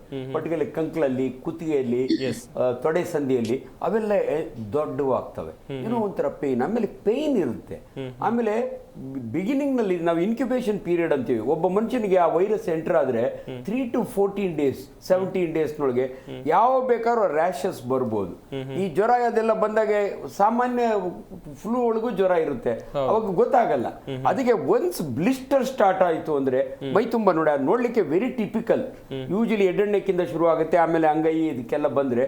ಸೊ ಅದೊಂದು ಬಹಳ ಇಂಪಾರ್ಟೆಂಟ್. ಆಮೇಲೆ ಗಂಟಲು ನೋವು, ಗಂಟಲ ಕೆರೆತ, ಇವೆಲ್ಲ ಎಲ್ಲ ವೈರಲ್ ಕಾಯಿಲೆಗಳು ಇರುತ್ತೆ. ಅದಕ್ಕೇನೆ ನಮ್ಗೆ ಇದಕ್ಕೆ ಸ್ಪೆಸಿಫಿಕ್ ಟ್ರೀಟ್ಮೆಂಟ್ ಇಲ್ದಿದ್ರು ಕೂಡ ಸಿಂಪ್ಟಮ್ಯಾಟಿಕ್ ಟ್ರೀಟ್ಮೆಂಟ್ ಇದೆ, ಅದು ಬಹಳ important. And it's not a very dangerous virus. ನೀವು ಎಷ್ಟು ಸ್ಟ್ರಾಂಗ್ ಅಂದ್ರೆ it is not very strong. Madam ಕೂಡ ರೆಡಿ ಇದ್ದಾರೆ ಹೇಳಲಿಕ್ಕೆ. So it is not a very strong virus. Yes Divya madam, virus ವಿಚಾರವಾಗಿ ಕೇಳ್ತಾ ಇದ್ದೆ, ಇದು ಎಷ್ಟು ಸ್ಟ್ರಾಂಗ್ ವೈರಸ್, ಹಾಗೇನೆ ಮನುಷ್ಯನ ದೇಹವನ್ನ ಹೇಗೆ ಮನುಷ್ಯನ ದೇಹದೊಳಗೆ ಹೇಗೆ ಎಂಟ್ರಿ ಕೊಡುತ್ತೆ ಅಂತ ಹೇಳಿ. ಸೊ ಈ ಹಿಂದೆ ಕೋವಿಡ್ ವೈರಸ್ ನೋಡಿದ್ರೆ R0 ವ್ಯಾಲ್ಯೂ ಅಂತ ಒಂದು ಕನ್ಸಿಡರ್ ಮಾಡ್ತೀವಿ. R0 ವ್ಯಾಲ್ಯೂ ಅಂದ್ರೆ ಒಂದು ಮನುಷ್ಯನಿಂದ ಇನ್ನೊಂದು ಮನುಷ್ಯನಿಗೆ ಎಷ್ಟು ಕಂಟ್ಯಾಜಿಯಸ್, ಎಷ್ಟು ಒಬ್ಬರಿಂದ ಇನ್ನು ಎಷ್ಟು ಜನಕ್ಕೆ ಸ್ಪ್ರೆಡ್ ಆಗುತ್ತೆ ಅಂತ. ಈ ಕೋವಿಡ್ ವೈರಸ್ಗೆ ಬೇಸಿಕಲಿ R0 ವ್ಯಾಲ್ಯೂ 5.6 ಅಂದ್ರೆ ಒಬ್ರು ಕೋವಿಡ್ ವೈರಸ್ ಹತ್ತಿದ್ರೆ ಅವರು 5 ಜನಕ್ಕೆ ಸ್ಪ್ರೆಡ್ ಮಾಡುವಂತ ಕೆಪಾಸಿಟಿ ಇರುತ್ತೆ ಅಂತ. ಬಟ್ ಈ ಪರ್ಟಿಕ್ಯುಲರ್ ವೈರಸ್ಗೆ R0 ವ್ಯಾಲ್ಯೂ 0 to 1 ಅಂತ ಇದೆ. ಅಂದ್ರೆ ಒಬ್ರಿಗೆ ಹರಡಿದ್ರೆ ಮ್ಯಾಕ್ಸಿಮಮ್ ಅವ್ರು ಇನ್ನೊಬ್ರಿಗೆ ಹರಡಿಸೋ ಚಾನ್ಸಸ್ ಇದೆ. ಸೊ ಹೈಲಿ ಕಂಟೇಜಿಯಸ್ ಇಲ್ಲ. But when it comes to death rate ಇದೆ, there are 2 variants, Clade 1, Clade 2B ಅಂತ. ಇದರಲ್ಲಿ ಒಂದು ವೇರಿಯಂಟ್ ಅಲ್ಲಿ 10% ಆಫ್ ಡೆತ್ ರೇಟ್ ಇದೆ, ಇನ್ನೊಂದು ವೇರಿಯಂಟ್ ಅಲ್ಲಿ 2 to 3% ಆಫ್ ಡೆತ್ ರೇಟ್ ಏನಿದೆ. ಸೊ ಇದು ಆಲ್ರೆಡಿ 2002 ನಲ್ಲಿ ಸ್ಟ್ಯಾಟಿಸ್ಟಿಕ್ಸ್ ನೋಡೋದಾದ್ರೆ ಮಂಕಿ ಪಾಕ್ಸ್ ಔಟ್ ಬ್ರೇಕ್ ಆಗಿ 2022 ನಲ್ಲಿ ಮಂಕಿ ಪಾಕ್ಸ್ ಔಟ್ ಬ್ರೇಕ್ ಆದಾಗ ಆಲ್ಮೋಸ್ಟ್ 1,00,000 ಜನಕ್ಕೆ ಆಲ್ಮೋಸ್ಟ್ ಅದು ಇನ್ಫೆಕ್ಷನ್ ಆಗಿತ್ತು. ಅಂಡ್ 1,000 ಜನ ಸಾವನ್ನಪ್ಪಿದ್ರು, ಅರೌಂಡ್ 250 or 300 ಪೀಪಲ್ ಸಾವನ್ನಪ್ಪಿದ್ರು. ಭಾರತದ ಸ್ಟ್ಯಾಟಿಸ್ಟಿಕ್ಸ್ ನೋಡಿದ್ರೆ 17 ಜನ ಆಲ್ಮೋಸ್ಟ್ ಸಾವನ್ನಪ್ಪಿದ್ರು ಈ ಪರ್ಟಿಕ್ಯುಲರ್ ಮಂಕಿ ಪಾಕ್ಸ್ ಇಂದ. ಸೊ ಇದು ಸ್ಟ್ಯಾಟಿಸ್ಟಿಕ್ಸ್ ತುಂಬಾ ಕಡಿಮೆ ಇದೆ. ಬಟ್ ವೇರಿಯಂಟ್ ನಾವು ಜಿನೋಮಿಕ್ ಸೀಕ್ವೆನ್ಸಿಂಗ್ ಮಾಡಿದಾಗ ಯಾವ ವೇರಿಯಂಟ್ ಇದೆ ಕರೆಂಟ್ಲಿ ಅನ್ನೋದು ಜಿನೋಮಿಕ್ ಸೀಕ್ವೆನ್ಸ್ ಮಾಡಬೇಕು. ಅದು ಜಿನೋಮಿಕ್ ಸೀಕ್ವೆನ್ಸ್ ಮಾಡಿದಾಗ ಅದು ಎಷ್ಟು ಇಂಪ್ಯಾಕ್ಟ್ ಆಗುತ್ತೆ ಅನ್ನೋದು ಗೊತ್ತಾಗುತ್ತೆ. So lab testing, surveillance, it is very important for this monkeypox. ಈಗಾಗಲೇ ಒಂದು ಕೇಸ್ ರಿಪೋರ್ಟ್ ಆಗಿದೆ ಇಂಡಿಯಾದಲ್ಲಿ ಅಂತ ಹೇಳ್ತಿದ್ದು. ಆ ಪರ್ಟಿಕ್ಯುಲರ್ ಕೇಸು ಅವರು ಬೇರೆ ಕಂಟ್ರಿಯಿಂದ ಟ್ರಾವೆಲ್ ಮಾಡ್ಕೊಂಡ್ ಬಂದಿದ್ದಾರೆ ಅಂತ ಹೇಳಿದ್ರು. ಅದು ಯಾವ ಕಂಟ್ರಿ ಇನ್ನೂ ಅವರು ಎಕ್ಸ್ಪೋಸ್ ಮಾಡಿಲ್ಲ, ಯಾವ ಕಂಟ್ರಿ ಅಂತ. ಇಂಥ ಕಂಟ್ರಿಯಿಂದ ಟ್ರಾವೆಲರ್ಸ್ಗೆ ಸ್ವಲ್ಪ ರಿಸ್ಟ್ರಿಕ್ಷನ್ ಹಾಕ್ಬೇಕು, ಐಸೋಲೇಷನ್ ಮಾಡಬೇಕು. ಅವಾಗ ಇದನ್ನ ತಡೆಯಕ್ಕಾಗದೆ. ಇದನ್ನ ಪ್ಯಾಂಡಮಿಕ್ ಅಂತ ಹೇಳಕ್ ಇಷ್ಟಪಡಲ್ಲ ನಾನು, ಭಯ ಪಡುವಂತ ಅವಶ್ಯಕತೆ ಏನಿಲ್ಲ. And we already have a vaccine ಬಗ್ಗೆ ತಲೆ ಕೆಡಿಸ್ಕೊಳ್ಳೋ ಅವಶ್ಯಕತೆ ಇಲ್ಲ. ಸ್ಮಾಲ್ ಪಾಕ್ಸ್ ಏನ್ ಯೂಸ್ ಮಾಡ್ತಿದ್ವೋ ಸೇಮ್ ವ್ಯಾಕ್ಸಿನ್ ಇದಕ್ಕೆ ಯೂಸ್ ಮಾಡ್ಬೋದು. ಒಂದು ಸ್ಟಡಿ ಕೂಡ ಹೇಳುತ್ತೆ. ಆ ಸ್ಟಡಿ ಪ್ರಕಾರ 34 ಜನದಲ್ಲಿ ಒಂದು ಸ್ಟಡಿ ಮಾಡಿದ್ರು. ಆ ಸ್ಟಡಿನಲ್ಲಿ 30 ಜನಕ್ಕೆ ಸಿಂಪ್ಟಮ್ ಇತ್ತು, 4 ಜನಕ್ಕೆ ಸಿಂಪ್ಟಮ್ಸ್ ಕಾಣಿಸ್ಲಿಲ್ಲ. ಬಟ್ ದೇ ವರ್ ಪಾಸಿಟಿವ್ ಇದೆ, ಅವ್ರ ದೇಹದಲ್ಲಿ ಆಂಟಿಬಾಡೀಸ್ ಇತ್ತು ಈ ಪರ್ಟಿಕ್ಯುಲರ್ ವೈರಸ್ಗೆ, ಬಟ್ ಸಿಂಪ್ಟಮ್ಸ್ ಕಾಣಿಸಿಲ್ಲ. ಅವರು almost 10 years back, 15 years back ಒಬ್ಬೊಬ್ರು ಸ್ಮಾಲ್ ಪಾಕ್ಸ್ ವ್ಯಾಕ್ಸಿನ್ ತಗೊಂಡಿದ್ರು. So vaccine plays a important role. ಈ ಆಫ್ರಿಕನ್ ಕಂಟ್ರೀಸ್ ನಲ್ಲಿ ಸ್ವಲ್ಪ ತಡೆಗಟ್ಟೋದು ತುಂಬಾ ಇಂಪಾರ್ಟೆಂಟ್ ಆಗುತ್ತೆ. ಅಲ್ಲಿಂದಾನೇ ಬೇರೆ ಬೇರೆ ದೇಶಕ್ಕೆ ಹಾಡ್ತಾ ಇರೋದು. USA ನಲ್ಲಿ ಔಟ್ ಬ್ರೇಕ್ ಜಾಸ್ತಿ ಇತ್ತು ಲಾಸ್ಟ್ 2022 ಅಲ್ಲಿ, ಬ್ರೆಜಿಲ್ ಅಲ್ಲಿ ಜಾಸ್ತಿ ಇತ್ತು. But majorly root cause was African countries ಅಂತ ಹೇಳಕ್ ಇಷ್ಟಪಡ್ತೀನಿ. ವೆಲ್ ಪವನ್ ಸರ್ ಆಗ್ಲೇ ಮಾಹಿತಿಯನ್ನ ಕೊಡ್ತಾ ಇದ್ರಿ ಸರ್, ಕಂಟಿನ್ಯೂ ಮಾಡಿ. ನೋಡಿ, ನಮ್ಗೆ ಈಗ ಈ ಆಂಟಿ ವೈರಲ್ಸ್ ಏನು ನಾವು ಈಗ ಟ್ರೀಟ್ಮೆಂಟ್ ಕೊಡ್ತೀವಿ, ಈಗ ಎಲ್ಲಾ ವೈರಲ್ ಫೀವರ್ಗಳಲ್ಲಿ ಎಲ್ಲ ಸಿಂಪ್ಟಮ್ಯಾಟಿಕ್ ಆಗಿರುತ್ತೆ. ಸೊ ಹಾಗಾಗಿ ನಮ್ಗೆ ಇದಕ್ಕೆ ಪರ್ಟಿಕ್ಯುಲರ್ ಡ್ರಗ್ ಬೇಕು ಅಂತ ಏನಿಲ್ಲ. ಸೊ ಹಾಗಾಗಿ ಯಾರು ಆತಂಕ ಪಡುವಂತ ಅವಶ್ಯಕತೆ ಇಲ್ಲ. ಇನ್ನೊಂದ್ ಏನಾಗುತ್ತೆ, ನಮಗೆ ಈ ಎಂಪಾಕ್ಸ್ ವೈರಸ್ ನಮ್ಗೆ ಸಿಂಪ್ಟಮ್ಸ್ ಕಾಣಿಸ್ಕೊಳ್ಳೋದು ಕೂಡ 3 ದಿವಸಗಳಿಂದ 17 ದಿವಸಗಳಲ್ಲಿ ಯಾವಾಗ ಬೇಕಾದ್ರೂ ಕಾಣಿಸ್ಕೋಬಹುದು. ಸೊ ಇದು ಒಂದು ಸಲ ನಮಗೆ ಕಾಣಿಸ್ಕೊಳಕ್ ಶುರುವಾದ್ರೆ 2 ರಿಂದ 4 ವಾರಗಳ ಕಾಲ ಈಗ ಜ್ವರ ಬರ್ತಕ್ಕಂಥದ್ದು, ಮೈಕೈ ನೋವು, ಗಂಟ್ಲು ಕೆರೆತ, ಬ್ಲಿಸ್ಟರ್ಸ್ ಡೆವಲಪ್ ಆಗ್ತಕ್ಕಂಥದ್ದು, ಆಮೇಲೆ ಅದು ಒಡ್ಕೊಂಡು ಮತ್ತೆ ಕ್ರಶ್ ಆಗುತ್ತೆ. ಅದಾದ್ಮೇಲೆ ಅದ್ಗಳೇ ಅಂದ್ರೆ ಲಿಂಫ್ ನೋಟ್ಸ್ ಗಳು ಎನ್ಲಾರ್ಜ್ ಆಗುತ್ತೆ. ಸೊ ಇದು ಒಂದು 2 ರಿಂದ 4 ವಾರಗಳ ಕಾಲ ಎಲ್ಲಾ ಸಿಂಪ್ಟಮ್ಸ್ ಕಾಣಿಸ್ಕೋಬಹುದು. ಮೆಜಾರಿಟಿ ಆಫ್ ದಿ ಪೀಪಲ್ ಏನಾಗುತ್ತೆ, ಯೂಶಲಿ ಸೆಲ್ಫ್ ಸಬ್ಸೈಡಿಂಗ್ ಅಂದ್ರೆ ಸಿಂಪ್ಟಮ್ಯಾಟಿಕ್ ಟ್ರೀಟ್ಮೆಂಟ್ ಅನ್ನ ತೆಗೆದುಕೊಂಡ್ರೆ ತಂತಾನೆ ಇದು ಡಿಸೀಸ್ ಹೊರಟೋಗುತ್ತೆ. ಬಟ್ ಎಲ್ಲೋ ಒಂದು 2 ರಿಂದ 10% ಜನಗಳಲ್ಲಿ ಮಾತ್ರ ಸಿವಿಯರ್ ಆಗುವಂತ ಚಾನ್ಸಸ್ ಇರುತ್ತೆ. ಯಾರಿಗೆ ಸಿವಿಯರ್ ಆಗ್ಬೋದು ಅಂತಂದ್ರೆ, ಯಾರಿಗೆ ಇಮ್ಯುನಿಟಿ ಕಮ್ಮಿ ಇರುತ್ತೆ, ಈಗ ಪ್ರೆಗ್ನೆಂಟ್ ಲೇಡೀಸ್ ಇರ್ಬೋದು, ಮಕ್ಕಳು ಇರ್ಬೋದು, ಅಥವಾ ತುಂಬಾ ವಯಸ್ಸಾದವ್ರು ಇರ್ಬೋದು, ಅಥವಾ ಈ ಕೋಮಾರ್ಬಿಡಿಟೀಸ್ ಇರ್ತಕ್ಕಂಥವ್ರು, ಈಗ ಡಯಾಬಿಟಿಸ್ ಇರೋರು, ಕ್ಯಾನ್ಸರ್ ಇರ್ತಕ್ಕಂಥವ್ರು, TB ಇರ್ತಕ್ಕಂಥವ್ರು. ಸೊ ಇಂಥವ್ರಲ್ಲಿ ಇಮ್ಯುನಿಟಿ ಕಮ್ಮಿ ಇರುತ್ತೆ, ಸೊ ಅಂತವರಲ್ಲಿ ಸ್ವಲ್ಪ ತೀವ್ರತೆ ಜಾಸ್ತಿ ಆಗುವಂತ ಚಾನ್ಸಸ್ ಇರುತ್ತೆ. ಇದರ ಜೊತೆಗೆ ಯಾವಾಗ ತೀವ್ರತೆ ಜಾಸ್ತಿ ಆಗುತ್ತೆ ಅಂದ್ರೆ ಸೆಪ್ಸಿಸ್ ಇರ್ಬೋದು ಅಥವಾ ಎನ್ಕೆಫಲೈಟಿಸ್ ಅಂತೀವಿ, ಅಂದ್ರೆ ಬ್ರೈನ್ಗೆ ಇನ್ಫೆಕ್ಷನ್ ಆದ್ರೆ, ಸೊ ಅಂತ ಟೈಮ್ ಅಲ್ಲಿ ಫಿಟ್ಸ್ ಬರ್ತಕ್ಕಂಥದ್ದು, ಕೋಮಾಗ್ ಹೋಗೋದು ಅಥವಾ ಸೆಪ್ಸಿಸ್ ತುಂಬಾ ಜಾಸ್ತಿ ಆಗಿ ನ್ಯೂಮೋನಿಯಾ ಆಗಿ ರೆಸ್ಪಿರೇಟರಿ ಫೇಲ್ಯೂರ್ ಹೋಗ್ತಕ್ಕಂಥದ್ದು, ಆ ಅಂತವರಲ್ಲಿ ಮಾತ್ರ ಡೆತ್ ಗಳಾಗುವಂತ ಚಾನ್ಸಸ್ ತುಂಬಾ ಜಾಸ್ತಿ ಇರುತ್ತೆ. Yes sir, yes Harish sir, ಇನ್ನೊಂದು ಕಡೆಯಲ್ಲಿ ಈ ವೈರಸ್ ಎಷ್ಟು ಮಾರಕ, ಎಷ್ಟು ಡೇಂಜರಸ್ ಸರ್ ಇದು? ಸೊ ಅದೇ ಆಲ್ರೆಡಿ ಡಿಸ್ಕಸ್ ಮಾಡ್ದಂಗೆ, ಸೊ ಈಗ ನೋಡಿ ಇದರಲ್ಲಿ 2 variant. So Cloud 1, clade 1B, ಅದರಲ್ಲಿ ಸಬ್ ವೇರಿಯಂಟನ್ನು so public health emergency of international concern ಅಂತ ಡಿಕ್ಲೇರ್ ಮಾಡಿದ್ರು. So that is having a high mortality, ಅಂದರೆ 100ರಲ್ಲಿ 10 ಜನ ಸಾಯೋ ಪರಿಸ್ಥಿತಿ ಇರ್ತದೆ. ಬಟ್ ಲೇಟರ್ ಡಾಟಾ ಪ್ರಕಾರ ಇಟ್ಸ್ ಆಲ್ಸೋ ಅರೌಂಡ್ 3-4% ಅಂತೇಳಿ. ಈಗ ನಮ್ಮಲ್ಲಿ ಐಡೆಂಟಿಫೈ ಆಗಿರೋದು ವೇರಿಯಂಟ್ ಈಸ್ ಕ್ಲಾಡ್ 2 ಅಂತೇಳಿ. ಸೊ ಕ್ಲಾಡ್ 2, ಸೊ 99% ಜನಕ್ಕೆ ಏನು ಅಪಾಯಕಾರಿ ಅಲ್ಲ. ಸೊ ಹಂಗಾಗಿ ನಾವು death rate like as compare to Covid ಅಂದರೆ very very negligible. But problem ಅಂದರೆ ಈಗ ಇರೋದು ನಮ್ಮ ಭಾರತದಲ್ಲಿ ಕ್ಲಾಡ್ 2 ಅಂತ ಐಡೆಂಟಿಫಿಕೇಶನ್ ಆಗಿರೋದು. ಅದು ಕ್ಲಾಡ್ 1 ಆದರೆ ಅಂದರೆ ಮುಂದಿನ ಪರಿಸ್ಥಿತಿಯಲ್ಲಿ ಕ್ಲಾಡ್ 1, ಕ್ಲಾಡ್ 2 ಅಂದ್ರೆ ಏನು? ಅದು ಕೆಟಗರಿ. ಅಂದರೆ ಈಗ ವೈರಸ್ಸನ್ನು 2 types. So same orthopox virus, ಒಂದು ಕ್ಲಾಡ್ 1, ಕ್ಲಾಡ್ 1B ಅಂದರೆ ಸೆಂಟ್ರಲ್ ಆಫ್ರಿಕನ್ ವೇರಿಯಂಟ್ ಅಂತ ಕರಿತೀವಿ. ಸೊ ಕ್ಲಾಡ್ 2 ಅಂದರೆ ವೆಸ್ಟರ್ನ್ ಆಫ್ರಿಕನ್ ವೇರಿಯಂಟ್ ಅಂತ ಹೇಳಿ. ಸೊ ಈ variant so that decide the virulence ಅಂದರೆ ಎಷ್ಟು ಸಿವಿಯಾರಿಟಿ, ಎಷ್ಟು ಮಾರ್ಟಾಲಿಟಿ, ಎಷ್ಟು ಜನ ಸಾಯ್ಬೋದು, ಎಷ್ಟು ಮಾರ್ಬಿಡಿಟಿ ಆಗ್ಬೋದು ಅಂತೇಳಿ. ಸೊ ಆಲ್ರೆಡಿ ಡಾಕ್ಟರ್ ಪವನ್ ಹೇಳ್ದಂಗೆ ಎಕ್ಸ್ಟ್ರೀಮ್ ಕೇಸ್ ಅಂದರೆ ನಾವು ಪೇಷಂಟನ್ನ ICU ನೋಡ್ಬೋದು. ಅಂದರೆ they will have pneumonia, respiratory ಅಂದರೆ ಲಂಗ್ ಇನ್ಫೆಕ್ಷನ್, ಆರ್ ಎನ್ಸೆಫಲೈಟಿಸ್, ಬ್ರೈನಿಗೆ ಹೋಗಿದ್ದಕ್ಕೆ ನಾವು ಫಿಟ್ಸ್, ಕನ್ವಲ್ಷನ್, ಸೀಜರ್ ಡಿಸಾರ್ಡರ್ ಆಗ್ಬೋದು. ಅಂಥ ಪರಿಸ್ಥಿತಿ ಬಂದರೆ ಮಾತ್ರ ಸೊ ಡೆತ್ ರೇಟು ಮಾರಕವಾಗಿ ಮೀನ್ಸ್ ಔಟ್ಕಮ್ ಆಗ್ಬೋದು. ಅದರ್ವೈಸ್ ಯೂಶಲಿ ಸಪೋರ್ಟಿವ್ ಕೇರ್ ಅಂದರೆ ಈ ಒಂದು ವೈರಲ್ ಇನ್ಫೆಕ್ಷನ್ ಎಲ್ಲೆಲ್ಲಿ ನಮ್ಮದು ಸ್ಕಿನ್ ಇನ್ವಾಲ್ವ್ ಆಗುತ್ತೆ. ಒಂದು ಏನಂದರೆ ನಾವು ಹೈಡ್ರೇಷನ್ ಪ್ರಾಪರ್ ಮಾಡ್ಕೋಬೇಕು. It's very very important. Because ಎಲ್ಲ ಕಡೆ ಲೀಷನ್ಸ್ ಥ್ರೂ ಅವರು ಡಿಹೈಡ್ರೇಷನ್ ಆಗೋ ಚಾನ್ಸ್ ಇರ್ತದೆ. ಮತ್ತೊಂದು skin is a protective layer. So ನಿಮ್ಮ ಪ್ರೊಟೆಕ್ಟಿವ್ ಲೇಯರ್ ಹೋಯ್ತು ಅಂದರೆ ಸೊ ಆಬ್ವಿಯಸ್ಲಿ ಏನಾಗ್ತದೆ, ಸೆಕೆಂಡ್ರಿ ಇನ್ಫೆಕ್ಷನ್. ಈಗ suppose patient post chemotherapy like cancer ಇರ್ತದೆ, ಅವರಿಗೆ ಕೀಮೋಥೆರಪಿ ತೊಗೊಂಡಿರ್ತಾರೆ, ಅಥವಾ ಟ್ರಾನ್ಸ್ಪ್ಲಾಂಟೇಷನ್ ಆಗಿರ್ತದೆ ಅವರಿಗೆ, ಅಥವಾ elderly, newborn, low birth weight patients ಇರ್ತದೆ, ಪ್ರೆಗ್ನೆಂಟ್, ಸೊ ದೇರ್ ಇಮ್ಯುನಿಟಿ ಕಮ್ಮಿ ಇರ್ತದೆ. ಆವಾಗ ಸ್ಕಿನ್ನು ಆ ಪ್ರೊಟೆಕ್ಟಿವ್ ಲೇಯರ್ ಬ್ರೀಚ್ ಆಯ್ತಂದ್ರೆ ದೆನ್ ಸೆಕೆಂಡ್ರಿ ಬ್ಯಾಕ್ಟೀರಿಯಲ್ ಇನ್ಫೆಕ್ಷನ್ ಆಗೋ ಚಾನ್ಸ್ ಇರ್ತದೆ. ಸೊ ಅಂಥ ಪರಿಸ್ಥಿತಿಲಿ ನಾವು ಆ್ಯಂಟಿಬಯೋಟಿಕ್ಸ್ ಕೊಡಬೇಕಾಗುತ್ತೆ. Otherwise symptom like supportive care ಅಂದರೆ ಓಕೆ ಜ್ವರ ಬಂತ ಪ್ಯಾರಾಸಿಟಮಾಲ್ ಕೊಡ್ತೀವಿ, hydration may be maximum IV fluid ಅಥವಾ ಓರಲ್ ಹೈಡ್ರೇಷನ್ ತೊಗೊಳ್ಳಿಕ್ಕೆ, skin care so optimally clean. So hand hygiene is very very important. ಈಗ ಕೋವಿಡಲ್ಲೂ ಅದು ಅಪ್ಲೈ ಆಗಿತ್ತು, ಇಲ್ಲೂ ಕೂಡ ಹ್ಯಾಂಡ್ ಹೈಜಿನ್ ನಾವು ಈಗ ICUಲಿ ಏನಂತ ಕರಿತೀವಿ, 5 ಮೂಮೆಂಟ್ ಆಫ್ ಹ್ಯಾಂಡ್ ಹೈಜಿನ್ ಅಂತ ಕರಿತೀವಿ.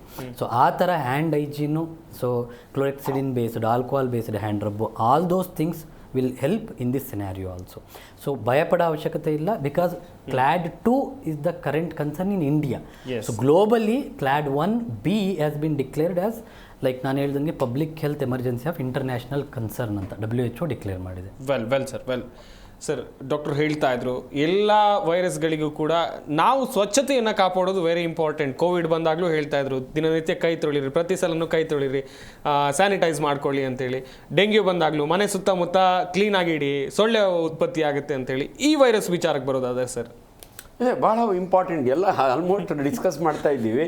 ಈ ಕ್ಲಾಡ್ 1, 2 ಅವೆಲ್ಲ ಏನುವೆ ನಾವು ಡಿಸ್ಕಸ್ ಮಾಡ್ಕೊಳ್ಳಿಕ್ಕೆ ಚೆನ್ನಾಗಿರುತ್ತೆ. ಸಾಮಾನ್ಯ ಜನರಿಗೆ ಅದು ಅರ್ಥ ಆಗಲ್ಲ. ಬಟ್ ಯಾವುದು ಡೇಂಜರಸ್ ಅನ್ನೋದಕ್ಕೆ ಡಾಕ್ಟರ್ ತುಂಬ ಚೆನ್ನಾಗಿ ಹೇಳಿದರು. ಬಟ್ ಮೋಸ್ಟ್ ಇಂಪಾರ್ಟೆಂಟ್ ಯಾರನ್ನ ಮುಟ್ಟಿದ್ರೆ ಇವು ಮನೆ ನಾವು ಚಿಕ್ಕ ಹುಡುಗರಾಗೆ ಅದು ಮಾಡೋರು. ಅಮ್ಮ ಬಂದರೆ ಅಮ್ಮ ಅಂದರೆ ಇವೆಲ್ಲ ಒಂದೇ ಜಾತಿಗೆ ಸೇರಿದವು. ಸ್ಮಾಲ್ ಪಾಕ್ಸು, ಚಿಕನ್ ಪಾಕ್ಸು, ಈ ಪರ್ಟಿಕ್ಯುಲರ್ ಪಾಕ್ಸು ಇವೆಲ್ಲ. ಸೊ ಇದರಲ್ಲಿ ಒಬ್ಬರಿಂದ ಒಬ್ಬರಿಗೆ ಹರಡೋ ಅಂಥದ್ದು. ಸೊ ಆ ಸ್ಕ್ಯಾಪ್ಸ್ ಬಿದ್ದೋಗ್ತಾವಲ್ಲ, ಈ ಚಿಕ್ಕ ಹುಡುಗರಾಗೆ ಮಲಗಿಸ್ಬಿಟ್ಟು ಸುತ್ತು ಬೇವಿಂದು ಸೊಪ್ಪು ಹಾಕಿರೋರು, ಅದೆಲ್ಲ ಉದುರೋದ್ಮೇಲೆ ಅದನ್ನ ಗುಡಿಸಿ ಸುಟ್ಟು ಹಾಕೋರು. ಸೊ ದಯವಿಟ್ಟು ಇವಾಗ ಯಾವುದೋ ಒಂದು ಪೇಷಂಟು ಅಲ್ಲಿ ಐಡೆಂಟಿಫೈ ಆಗಿದೆ, ಅವ್ರನ್ನ ಐಸೋಲೇಟ್ ಮಾಡಿ ಅವ್ರನ್ನ ಯಾರು ಹತ್ರ ಇರ್ತಾರಲ್ಲ ಅವರು ತುಂಬಾ ಚೆನ್ನಾಗಿ ಕೈ ತೊಳ್ಕೋಬೇಕು. ಅದು ICU ಪ್ರಿನ್ಸಿಪಲ್ ಕೂಡ ಅದು ಹೇಳಿದ್ರು. Hand washing is very very important.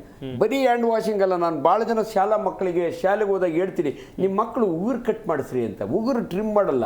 ನೀವು ನೋಡಿ, ಈಗ ಹೆಣ್ಮಕ್ಳು ಇಟ್ಟಿದ್ದ ಇರ್ತಾರೆ, ಅವ್ರು ಎಷ್ಟೇ ಚೆನ್ನಾಗಿ ತೊಳ್ಕೊಂಡ್ರು ಕೂಡ that is the dirtiest place. So ಅದರಿಂದ ಕೈ ತೊಳ್ಕೊಳ್ಳೋದು ಒಂದು ಇಂಪಾರ್ಟೆಂಟು. ಲಕ್ಕಿಲಿ ಇದು ಒಬ್ಬರಿಂದ ಒಬ್ಬರಿಗೆ ಕೆಮ್ಮೋದ್ರಿಂದ ಬರಲ್ಲ. ಸೊ ಕೋವಿಡ್ನೊಳಗೆ ಅದನ್ನ ಬಹಳ ಇಂಪಾರ್ಟೆಂಟ್ ಇತ್ತು ನಮಗೆ. This is not air Born, ಒಂದು ಯೂಶಲಿ ಟಚ್ ಮಾಡೋದ್ರಿಂದ ಬರೋದ್ರಿಂದ. ಅಂಡ್ ಆ ಪ್ರಾಣಿಗಳನ್ನ ಪರ್ಟಿಕ್ಯುಲರ್ ಮನುಷ್ಯರಾದ್ರೆ ಓಕೆ ತಪ್ಕೋತಾರೆ, ನಾಯಿನ ಮುದ್ದಾಡ್ತಾರೆ.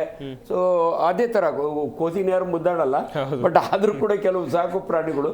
ಸೊ ಅದರಿಂದ ದಯವಿಟ್ಟು ಪ್ರಾಣಿಗಳನ್ನ ಹ್ಯಾಂಡಲ್ ಮಾಡೋವಾಗೆ ಅದನ್ನ ತಗೊಂಬಂದು ತಿಂತಾರಲ್ಲ, ಅದು ಹೆಂಗೆ ಅಂತ ನಂಗೆ ಗೊತ್ತಾಗಲಿಲ್ಲ. ಬೇಯಿಸಿ ತಿಂತಾರೆ, ಬೇಯಿಸಿದ ಆದ್ಮೇಲೆ ವೈರಸ್ ಸತ್ತೋಗ್ಬೇಕು, ಇಲ್ಲಿ ಯಾಕೋ ಗೊತ್ತಿಲ್ಲ. ಇವನ್ ಇದು ಅನ್ಸೆಕ್ಚುಯಲಿ ಟ್ರಾನ್ಸ್ಮಿಟೆಡ್. ಸೊ ಇವಿಷ್ಟು ಕೇರ್ಫುಲ್ ಆಗಿ ಅನ್ಪ್ರೊಟೆಕ್ಟೆಡ್ ಸೆಕ್ಸ್ ಎಲ್ಲೋ ಒಂದ್ ಕಡೆ ಇದು ಕೂಡ ಇಂಪಾರ್ಟೆಂಟು. ಸೊ ಹಂಗಾಗಿ so mainly personal hygiene, that is very important. Well ಸ್ವಚ್ಛತೆ ಎಷ್ಟು ಮಹತ್ವ. ಎಲ್ಲ ವೈರಸ್ಗಳು ಬಂದಾಗ ಸ್ವಚ್ಛತೆಯನ್ನು ಕಾಪಾಡಿ ಅಂತ ಎಲ್ಲರೂ ಕೂಡ ಹೇಳ್ತಾರೆ.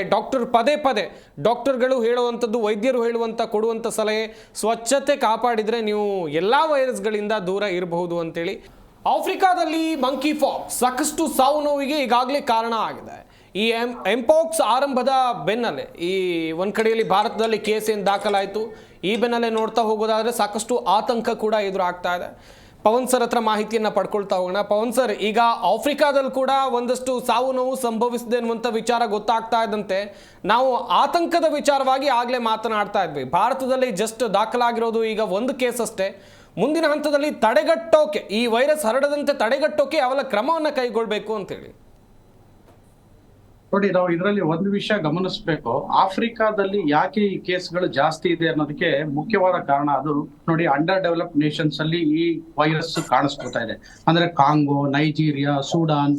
ಸೊ ಇಲ್ಲೆಲ್ಲ ತುಂಬಾ ಪಾಪ ಜನಗಳಿಗೆ ಹೈಜೀನ್ ಬಗ್ಗೆ ಆಗ್ಲಿ ಮತ್ತೆ ಬೇರೆ ಇದ್ರ ಬಗ್ಗೆ ಅಷ್ಟಾಗಿ ಅವೇರ್ನೆಸ್ ಇಲ್ಲ. ಸೊ ಹಾಗಾಗಿ ಈ ವೈರಸ್ ಏನಿದೆ ಇದು ಒಬ್ಬರಿಂದ ಒಬ್ಬರಿಗೆ ಹರಡ್ತಕ್ಕಂಥದ್ದು, ಅಂದ್ರೆ ಫೋಮೈಟ್ಸ್ ಇಂದ.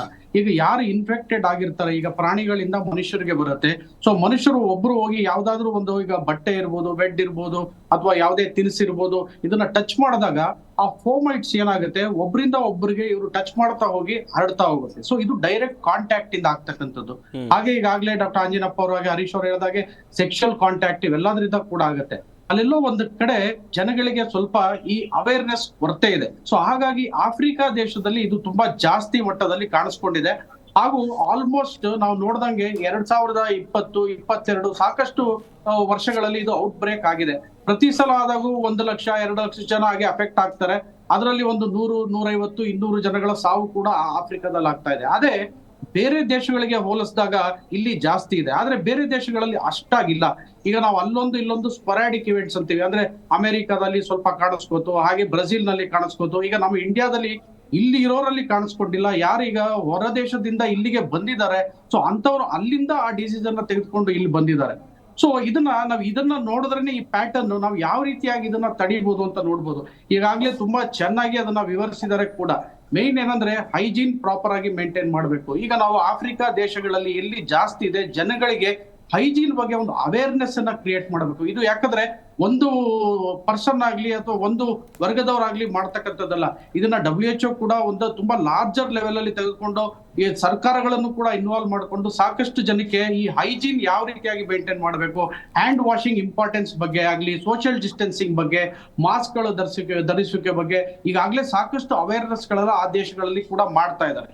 ಹಾಗೆ ನಾವು ಬೇರೆ ದೇಶಗಳಲ್ಲಿ ಕೂಡ ಈಗ ಎಲ್ಲೆಲ್ಲಿ ಕಾಣಿಸ್ಕೋತಾ ಇದೆ, ಅಮೆರಿಕ ಇರ್ಬೋದು, ಬ್ರೆಜಿಲ್ ಇರ್ಬೋದು. ಈಗ ನಮ್ಮ ಭಾರತದಲ್ಲಿ ಒಂದು ಕೇಸ್ ಇದೆ.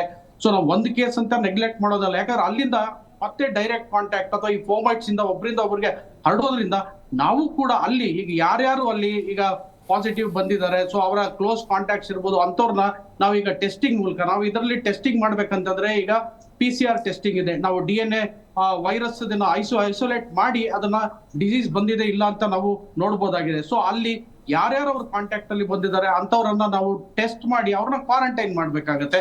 ಸೊ ಅದು ಮತ್ತೆ ಮುಂದೆ ಜಾಸ್ತಿ ಜನಕ್ಕೆ ಸ್ಪ್ರೆಡ್ ಆಗದೆ ಇರೋ ಹಾಗೆ ತಡಿಬೇಕಾಗತ್ತೆ.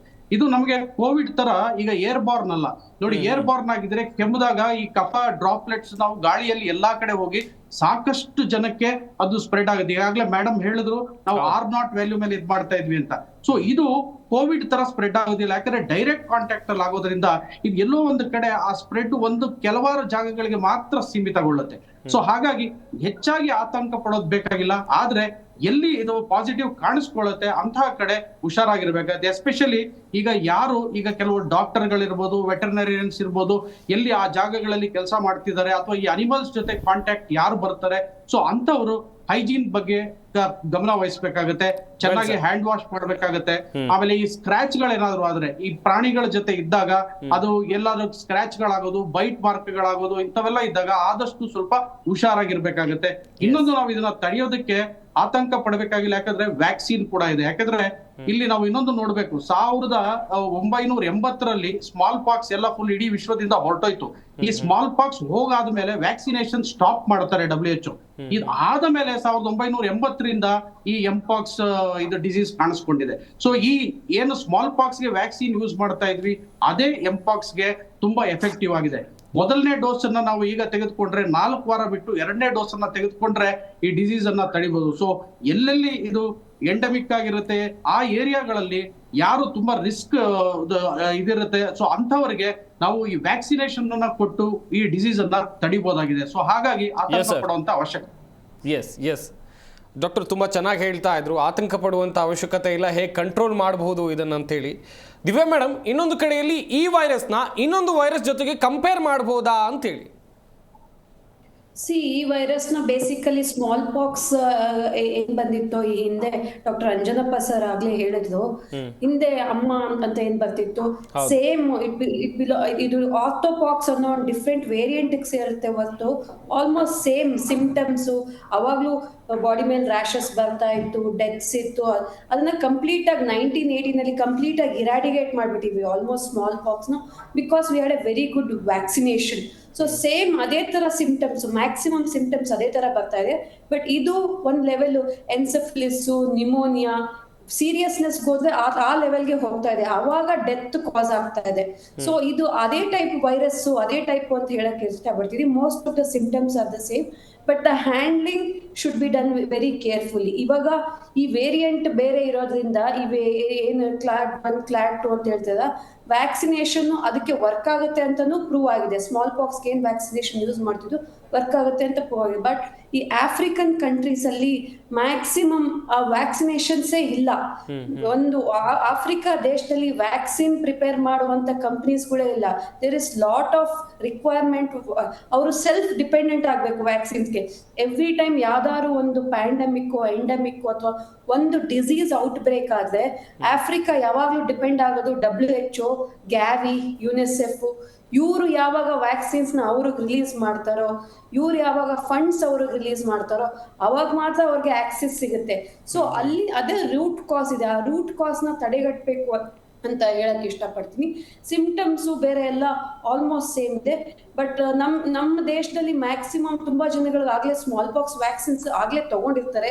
So we are very strong immunity wise. Last 2022 outbreak ಆದಾಗ, ಮಂಕಿ ಪಾಕ್ಸ್ ಔಟ್ ಬ್ರೇಕ್ ಆದಾಗ ಜಸ್ಟ್ ಇಂಡಿಯಾದಲ್ಲಿ 1 ಡೆತ್ ಆಗಿದೆ ಅಷ್ಟೇ.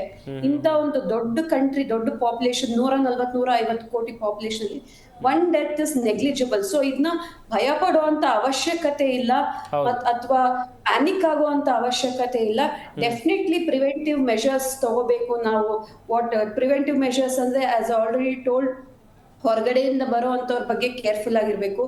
ಯಾರಿಗಾದ್ರೂ ನೀವು ಬ್ಲಿಸ್ಟರ್ಸ್ ಅಥವಾ ಕೋಲ್ಡ್, ಕಾಫ್, ಫ್ಲೂ ಈ ತರ ಒಂದು ಸಿಂಪ್ಟಮ್ಸ್ ಕಾಣಿಸುತ್ತೋ ಅವರಿಂದ ಸೋಷಿಯಲ್ ಡಿಸ್ಟೆನ್ಸ್ ಮೇಂಟೈನ್ ಮಾಡ್ಬೋದು. ಇನ್ ಕೇಸ್ ಆ ಪೇಷಂಟ್ ನ ಕೇರ್ ಮಾಡ್ತಿರೋರು ಕೂಡ PPE ಕಿಟ್ ಹಾಕೋಬೇಕಾಗಿ ಬರುತ್ತೆ. ಈ ತರದ್ದೊಂದು ಪ್ರಿವೆನ್ಷನ್ ತಗೊಂಡ್ರೆ ಒಳ್ಳೆ ನ್ಯೂಟ್ರಿಷಿಯಸ್ ಫುಡ್, ಒಳ್ಳೆ sleep and stress-free life is I think we are all Indians are very strong immunity-wise, and we have vaccines and we have vaccine manufacturing centers in India. Immediate ಆಗಿ ಯಾರಿಗೆ ಬೇಕಾಗುತ್ತೋ ಅದನ್ನ ಕೊಡುವಂಥದ್ದು.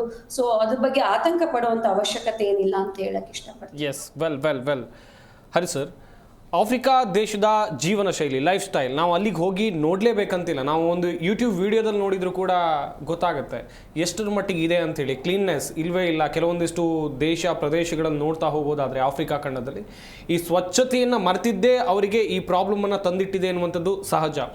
ಇದೊಂದೇ virus ಅಲ್ಲ sir, ಸಾಕಷ್ಟು ವೈರಸ್ಗಳು ಅಲ್ಲೇ Born ಆಗಿವೆ, ಸಾಕಷ್ಟು ದೇಶಕ್ಕೆ ಸ್ಪ್ರೆಡ್ ಆಗಿವೆ. ಏನು ಹೇಳ್ತೀರಾ ಈ ವಿಚಾರವಾಗಿ? ಸೊ ಡೆಫಿನೆಟ್ಲಿ ಎಸ್, ಬಿಕಾಸ್ ಈಗ ನೋಡಿ ನೀವು ಆಫ್ರಿಕನ್ ಒಂದು ಪಾಪ್ಯುಲೇಷನ್ ಕ್ರೌಡ್ ಇದೆಯಲ್ಲ, ಯಾವ ಒಂದು ಇನ್ಫೆಕ್ಷನ್ನು ಕಾಂಟ್ಯಾಕ್ಟಿಂದ ಸ್ಪ್ರೆಡ್ ಆಗುತ್ತೆ ಅಥವಾ ವೆಕ್ಟರ್ ಬರ್ನ್, ಈಗ ಮಲೇರಿಯಾ ಒಂದು ಪ್ಯಾರಸೈಟ್ ಇಂದ ಮೀನ್ಸ್ ಸ್ಪ್ರೆಡ್ ಆಗೋ ಅಂಥ ಒಂದು ಸೊಳ್ಳೆಯಿಂದ ಬರೋ ಅಂಥ ಕಾಯಿಲೆ. ಓಕೆ, ಅದು ಕೂಡ high intensity, very high death rate ಎಲ್ಲದೂ ಆಫ್ರಿಕನ್ ಕಂಟ್ರೀಸಲ್ಲಿ.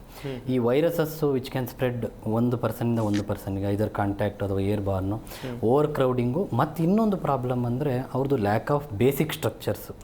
ಒಂದು ಶೆಲ್ಟರ್ ಆಗಲಿ, ಒಂದು ಪ್ರಾಪರ್ ಐಸೋಲೇಷನ್ ಫೆಸಿಲಿಟೀಸ್ ಆಗಲಿ, ನ್ಯೂಟ್ರಿಷನ್. ಸೊ ಅವರಿಗೆ ಒಳ್ಳೆಯ ಒಂದು ಆಹಾರ ಸಿಗಲಿಲ್ಲ, ಇಮ್ಯುನಿಟಿ ಬರಲಿಕ್ಕೆ ಒಳ್ಳೆಯ ಆಹಾರ ಬೇಕು, vitamins, minerals deficiency, malnourishment ಎಲ್ಲಿರ್ತದೆ, ಓವರ್ ಕ್ರೌಡಿಂಗ್ ಎಲ್ಲಿರ್ತದೆ, ಹೈಜಿನಿಸಿಟಿ ಎಲ್ಲಿರಲ್ಲ, ಬೇಸಿಕ್ ಪ್ರೈಮರಿ ಹೆಲ್ತ್ ಫೆಸಿಲಿಟೀಸ್. ಈಗ ನಮ್ಮಲ್ಲಿ ಇಂಡಿಯಾದಲ್ಲಿ ನೋಡಿದ್ರೆ ನಾವು ಈಗ ಪ್ರೈಮರಿ ಹೆಲ್ತ್ ಸೆಂಟರ್ಸ್ ಇದೆ, community health centres, next district hospital, taluk hospital, next privatisation of health care, ಅಂದರೆ ಸಾಕಷ್ಟು corporate hospitals, highly qualified clinicians. So health care provision ಕೂಡ there is a lacuna in African countries. Nutrition, so overcrowding, education ಇಲ್ಲ, hygienicity ಇಲ್ಲ, so basic health care providing structure ಇಲ್ಲ, so policy making ಇಲ್ಲ, protocols ಇಲ್ಲ. So ಎಲ್ಲ ಎಪಸಾಡಿದ್ದಾಗ ಏನಾಗ್ತದೆ, so ಎಲ್ಲ ಒಂದು ಕಾಯಿಲೆಗಳ ಸೊ ಆರಿಜಿನ್ನು ಮತ್ತು severity is more in African countries. Problem. Well Anjanappa sir, ಈಗ ಯಾವುದೇ ಒಂದು ಹೊಸ ಕಾಯಿಲೆ ಅಥವಾ ವೈರಸ್ ಶುರುವಾಯಿತು ಅಂತ ಹೇಳಿದ್ರೆ ಜನರಲಿ ನೆಗ್ಲಿಜೆನ್ಸಿ ಸಾಕಷ್ಟು ಇರುತ್ತೆ ಸರ್. ಕೋವಿಡ್ ಬಂದಂಥ ಸಂದರ್ಭದಲ್ಲಿ ನಾವು ನೋಡಿದ್ವಿ, ಏನಾಗುತ್ತೆ ಬಂದರೆ ಬರಲಿ ನನಗೆ ಅಂತೇಳಿ ಈ ನೆಗ್ಲಿಜೆನ್ಸಿ ಹೋಗಬೇಕು ಜನರಲ್ಲಿ, ಅವರಲ್ಲಿ ಜಾಗೃತಿ ಮೂಡಿ ಅವರೇ ಅರಿವು ಮೂಡಬೇಕು ಸರ್ ಅವರಲ್ಲಿ. ಏನು ಹೇಳ್ತೀರಾ ಈ ಬಗ್ಗೆ? ಇದು ಡೆಫಿನೆಟ್ಲಿ ನೋಡಿ, ಇದು ಇನ್ನೊಂದು ಇಟ್ಸ್ ಎ ಝೂನೋಟಿಕ್ ಡಿಸೀಸ್ ಅಂತೀವಿ ನಾವು, ಪ್ರಾಣಿಗಳಿಂದ ಪ್ರಾಣಿಗಳಿಗೆ, ಪ್ರಾಣಿಗಳಿಂದ ಮನುಷ್ಯನಿಗೆ.